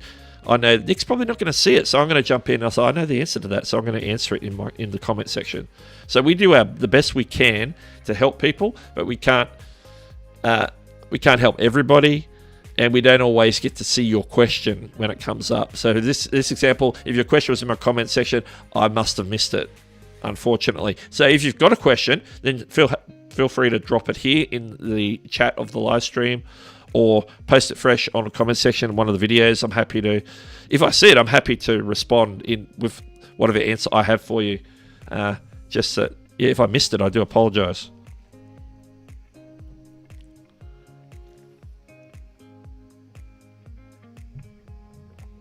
And here is American English with this guy. Welcome to the stream. People coming through. Oh, here's this question. A few posts down. In Streamlabs, when I stream, it keeps on ending my stream. I stream Among Us. Well, as I mentioned, I think when I responded to you the other day, is that I did a whole live stream looking at the screen sharing ending issue that people were having. And I know they're having it on iOS. I don't know if you're on Android or iOS. I can't remember now. Or if you did tell me previously. But there is definitely an issue on iOS, and it is broken. It's not working for anybody that I'm aware of. It wasn't working for me. It wasn't working for a bunch of other people who have commented on my video in the last week or so since I put it out. So it's an error that Streamlabs, I should say. Let me not get the company wrong. Streamlabs and or Apple need to fix. It's either something to do with the Apple screen sharing functionality and how it sends it to the app, or it's the Streamlabs app itself. There's something up not receiving that properly from Apple or from your iPhone, from your device. Now, the streaming with the camera works perfectly fine. We tested that in the stream as well. It works. So, yes. So at the moment, that's the best answer I've got in regards to why your stream is ending.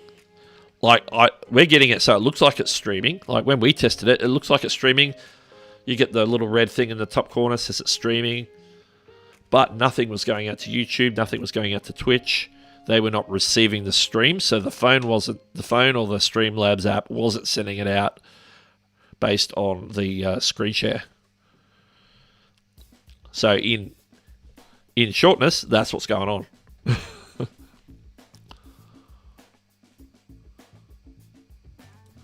Oh, there's a tip. I haven't heard that tip. That's an interesting tip. I'm going to check that out. Light your green screen with green lights. Yeah, and that's why you do. And if you do green lights, you just definitely want to light your background separately from you, because you don't want the green lights on you as well. Unless you're going for a green sort of look.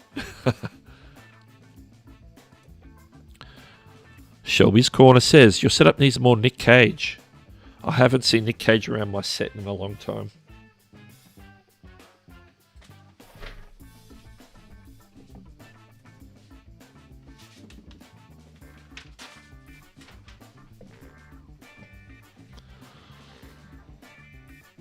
But for Shelby's Corner, we might make an exception. Here we go.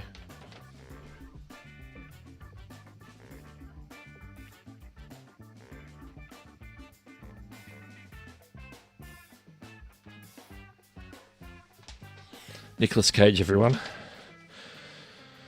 Nicolas Cage. That goes way back to some of the streams from last year. I would have certain members of my family sneak in and tack a picture of Nick Cage to my background or something. And so, I think there's one occasion I didn't actually notice it for a while. And then I think there was another occasion where I probably just ran with it. American English with this guy says, what software do you use to stream? I am streaming with Ecamm Live, which I'll drop a link for in the chat because that's what I do. Ecamm Live, yeah, because I'm on a Mac. I find the best and easiest software to use for what I'm doing, where I can make it look good, bring up the comments, is Ecamm Live. So I use Ecamm Live. I'm using the beta at the moment, which I tend to run on all the time because I'm in the beta group, which people can just choose. They can put up there, yeah, I'll beta test your software. So I'm in the beta group. I'm also a pro level subscriber. but I use Ecamm for most of my streams. I also use StreamYard for some streams, particularly if I'm doing interviews. But for most of my streams like this one, I'm using Ecamm Live. Ecamm Live. That's what Ecamm Live. If you're looking for it online, there's a link that I posted, which is that link there. And look for that Ecamm logo or the live logo on their website. You'll find it. So that's it. All right. I will get to the bottom of this chat eventually. I will catch up with the chat. That's my goal. I can see my streamer templates link coming up, so I know I'm a few minutes behind. Here's some helpful tips for getting more subscribers. First, you should download an app called TubeBuddy. I hope this is a good tip. It sounded good so far. Then I should read these before I put them up. Then you should try to do live streams. I recommend getting Streamlabs. Okay, so you recommend TubeBuddy and Streamlabs. Cool. I recommend them too. Well, I recommend TubeBuddy for sure. I've posted the link for TubeBuddy earlier in the stream. So if you want it again, I'll drop it now. Just if we're mentioning it, I'll drop the link, so why not? I won't drop a link to Streamlabs because I don't have a link for Streamlabs. I am not an affiliate with Streamlabs. I only do videos on the Streamlabs mobile app. I do, in one of my video plans, I am looking at doing like a rundown between video streaming software, which will include Streamlabs OBS, OBS Studio, Ecamm, StreamYard, some of the online ones, StreamYard, Melon, which is new, Restream Studio, and what's the other one? BeLive. They're sort of the main online ones, and then I've got some obscure Mac ones that I've got in my little list of streaming related apps to test or software to test. I think there's one called I can't remember the names now, but I've got a couple more that I'm going to throw in there. So it's going to be like a rundown, a comparison, and maybe at the end I'll give my recommendations. It'll be like a promo video style. Maybe we'll go promo video style. Justin, I'm stealing your format for that video, for that one video. And it's going to be a big video, so it's going to take me a while to put it together. Like, I started working on it a couple of months ago, like finding the software I wanted to cover, or finding what options were out there, basically. Particularly for a Mac, because I'm on a Mac. And we shall see. We'll see. I'll get that video done one day, because it needs a lot of testing, a lot of screen recording, a lot of editing. And I've also got I've got a couple of videos in the works that I still need to edit, which I probably mentioned in previous live streams. I've got 2 YouTube moderation videos that I've got filmed that I've just got to edit. The last couple of videos sort of got bumped ahead of it because they were timely, which was the one about the customization in the menu on YouTube Studio, and also the Streamlabs one I bumped up because it was a new update to the app. I wanted to get it out.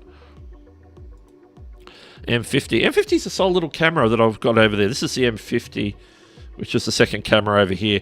Now, it's only coming through USB, so it's not quite as good quality on the stream per se as my other camera, because it's not coming through a cam link via HDMI. It's coming through USB, so it's a little lesser quality. Plus, where I've got it set, the lighting and the white balance is a little bit off. I need to tweak that a little bit. And it's only running the stock kit lens at the moment. So, yeah. Vigard says he wants the new Sony A7S III. Yeah. I know that Brian G. Johnson just dropped his video on it, so be interested to see what he has to say about it. I'll be watching that later.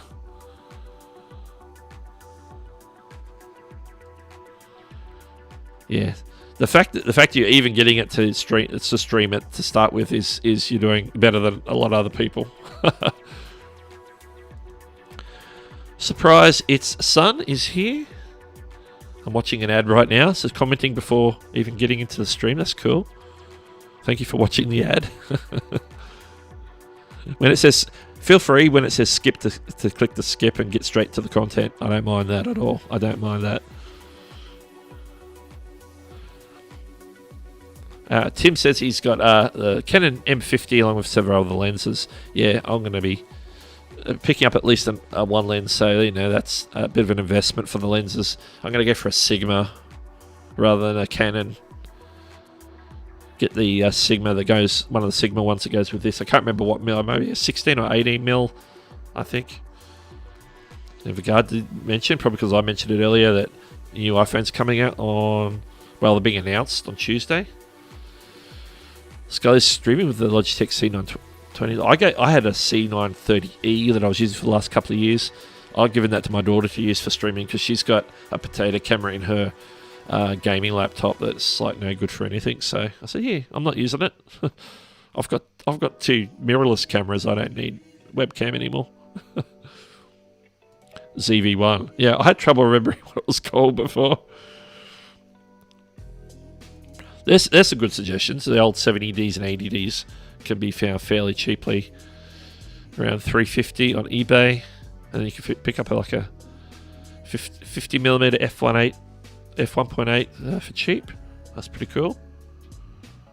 They're workhorses, the 70Ds and 80Ds. To think, when I started YouTube, I knew nothing about cameras. I still don't think I know too much about cameras. I'm just starting to understand like the whole f.1 and the difference between ISO and the aperture. All these fancy words. And the funny thing is about all that is I used to do video production back in the 90s with old school analog cameras. But because they were video cameras, they had some f-stops and stuff, but the lenses were a little different to the lenses you get on some of these DSLRs and photography cameras. So all we were worried about was focus and zoom and white balance. White balance and well, it's basically what I guess is apertures, like the amount of light coming in, which we in the video realm was calling, it was just iris control, so opening, closing the iris, and that's what we used to do.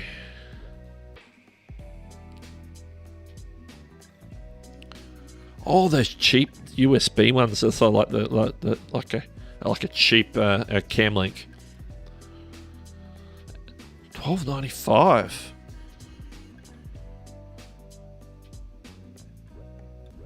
Alright, where are we? Paul Peck. I gotta love you, Paul. Good work. Super chats. Also, push your question to the top. Especially if it's a busy stream.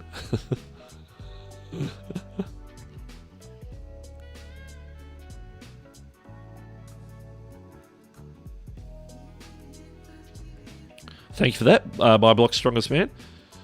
Oh, did I help you in a Dusty stream? I've only been in a handful of Dusty streams since he started streaming back in the last few weeks and that. So I'm glad you caught me in Dusty stream. I tend to like the one on the other night. Was it last night? It was yesterday? Well, it was nighttime my time, but it was probably daytime over there. It was morning for Dusty, Friday morning. Yeah, I lurk mostly because it's late at night for me, and I'll make a few comments. So that's about it. And after an hour, he's done. So it's a quick stream.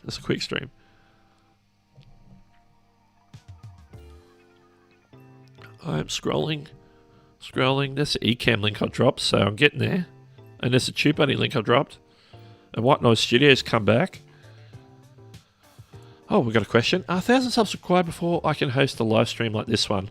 If you're on a computer or use an encoder anyway, you just need to have live streaming enabled. You can have any subscriber count. What 1,000 subscribers is required is if you're live streaming on your phone with the actual YouTube app. That's where you need to have 1,000. Once you get 1,000, then you still got to wait for them to activate it for the mobile app, which I think it's a couple of weeks, which I don't know why. But if you just want to generally live stream, once it's enabled on your channel, it takes 24 hours, and then you can live stream with, like OBS Studio, Streamlabs OBS, Ecamm, vMix, if you've got fancy ones like that, or on your phone with Prism. Streamlabs mobile. You can hook up your channel and away you go. You can stream. StreamYard, of course. Can't forget StreamYard. I really love StreamYard. StreamYard's like, I got in on StreamYard before it got popular, when they were first rolling it out. Sort of early bird with people like jumping on board with Ross Brand and Eddie Garrison and those guys. So I was jumping on early on with StreamYard. So and they've been able to keep that going and generate a lot more users over the last couple of years, and features features on the service as well. So yeah.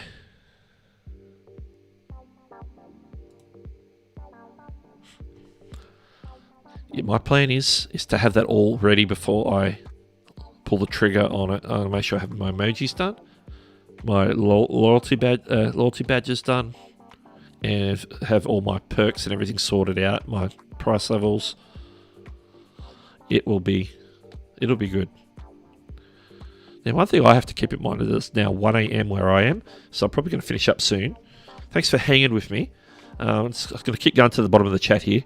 One of the things is because I've got people in the house that are probably trying to get to sleep now. They're heading to bed, even though it's a Saturday night. Sort of once it gets past midnight, people start to head to bed at various times. Usually I'm sitting here quietly doing Nick Nimmon's stream, and so I don't make noise, but because I'm talking, I make a bit of noise. So, hello, Larry Garrison. I just mentioned Eddie Garrison, but now here's Larry Garrison. Welcome to the stream. Yeah, people have got stuff to do. It's Saturday. It's daytime in some parts of the world. White Noise is all in on Panasonic. Yeah, well, I was really keen on Panasonic.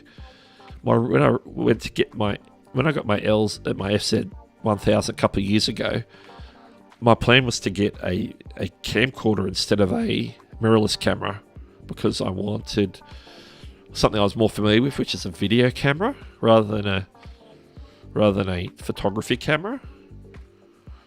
And the one I wanted to get, nobody had it in stock, and I wanted to drop the money there and then, so I ended up compromising.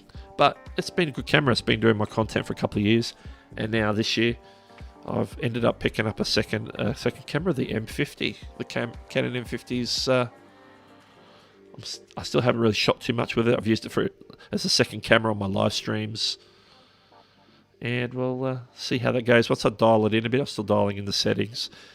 I might use that, and I'll probably use that because it's smaller, more compact. I can use it on my Switch Pod, use it for vlogging style stuff if I need to go out and about and film stuff.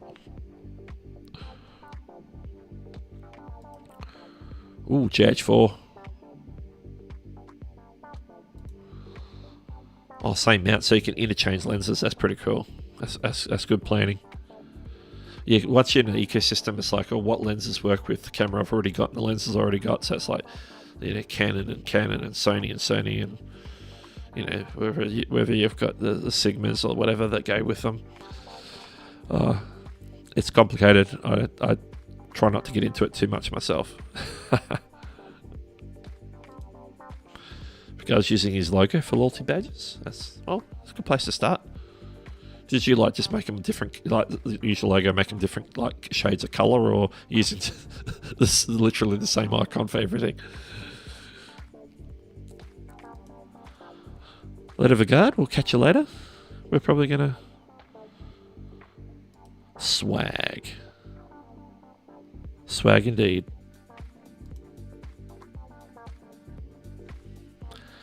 Yeah, a friend of mine bought the FZ 300 about 6 months before I got my FZ 1000. So mine's like a step up from that one. But yeah, limitation. I think it's the f-stop on it isn't real flash. It only goes down to... I'm trying to look at it now. It's upside down on my lens. I'm staring at the lens and it's upside down. I can't read it. It's too far away. It's like a 2 point something, or... So I can't take it down too far.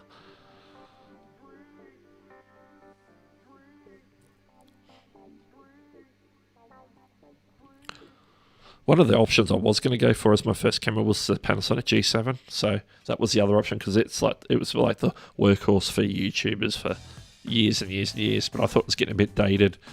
I think like I consider the one I got, the FZ1000, to be like the fixed lens version of the G7. But obviously it's not as flexible in regards to like lenses and things. So my block's strongest man. My channel involves innovating workouts with objects around my property. Oh, yeah, that's pretty cool. I get that. Are there good lapel mics that can be wired or wirelessly connect to a laptop? My Nikon. Ah, yes, the Nikon D3100. I think if wireless is the go, you go for the Rode Wireless Goes. Let me get a thing for you here. Have I got them in here? I might even have a link for them. I do have a link for them. The Rode Wireless Goes are probably the best. I'm keen to get a set of these myself at some point. Let me see if I can drop it. This is Amazon link. This is Amazon USA, so hopefully that's helpful. This is the Rode Wireless Goes. So basically, two parts. One's a little square mic unit, sender unit, and one's a receiver unit. The receiver unit you can plug into your laptop, camera, whatever it is. The transceiver unit has a built-in microphone, so you can just wear it. It's got a clip, you can wear it. The other end can go in the hot or cold shoe of your camera, or you can just attach it to something else. There's a lot of accessories go with them, so extra cables and different things, but it comes with everything you need to get started. And you get it in black, or you get it in white, so you can clip one end on you. And you can also use it with a plug-in lavalier lapel mic, so if you want to go that route and have it more down your pocket, but you can actually wear the microphone clip sort of up under your shirt, or you can clip it to your collar and use it there, and then that will transmit wirelessly, so you can move around. There's no cables to trip over while you're doing like a workout or something. So I think that's probably a good thing to maybe start looking at that as your first choice, or as a starting point to check things out.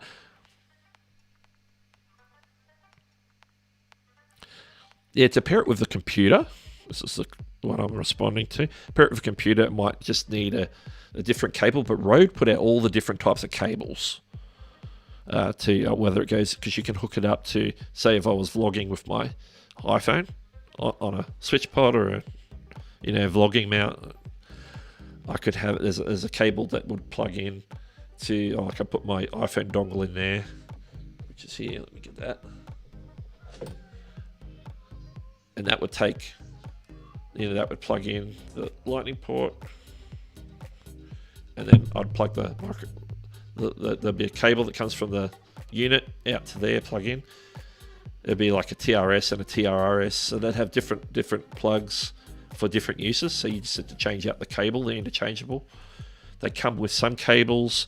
The other cables you can get like for under $10, I think, or about $10, that do the different conversions for what you need. So just depending on what you need. The one that comes with it, the one that does the camera, may work depending on what type of laptop you got, and if it's just a mic input or a combined mic and headphone. Like if you were on a MacBook, you'd probably need like the TRS with 3 rings. If you're on a PC that has separate headphone and audio jacks, then you just need a regular plug that you'd use on like a camera. So they're probably the 2 different cables that you can interchange out from the unit. And they color code the ends, so it's really easy to figure out. They use grey and black and different things. So you go, okay, the grey connectors are TRRS because they're the same plug. They just got different numbers of rings on the plugs themselves. Have I got one that's handy? I probably don't. Can't see one that's handy, but yeah. If I said Smith is here, well, it's here anyway. Hope you're having well. Yeah, doing well. We've been streaming for a couple of hours. How long have we been streaming for?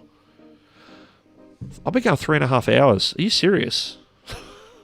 That's been a good conversation, good questions as we've gone. Different people coming in and out of the stream over the 3.5 hours. I didn't realise I'd been going that long. Oh, I just remembered, I started at my normal time slot, and I just kept going because there's no Niman Live today.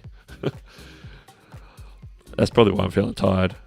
It's 1:15 in the morning. Yes, that's longer than what Nick's been doing lately. He's only been doing 3 hours himself.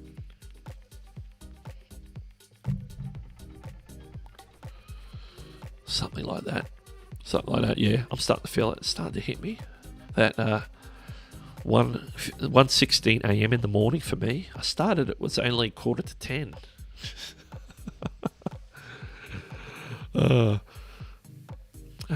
I think that's it. I'm current in the chat. So how many people are still in here? I don't know. I've got about 11 in here, which includes me because I'm monitoring on my iPad. So for the 10 of you that's still here, thank you for hanging out with me. For all the others who might have come in, gone, thank you for coming past as well.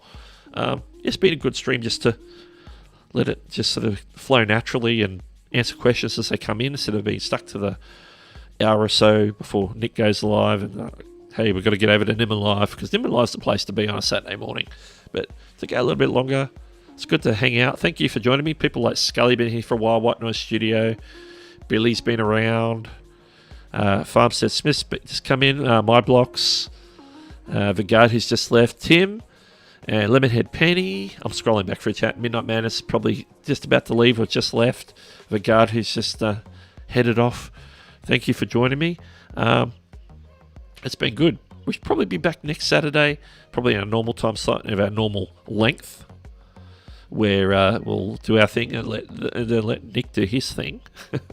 Well, it's Doug, and I'll find my end screen, and I'll catch you later.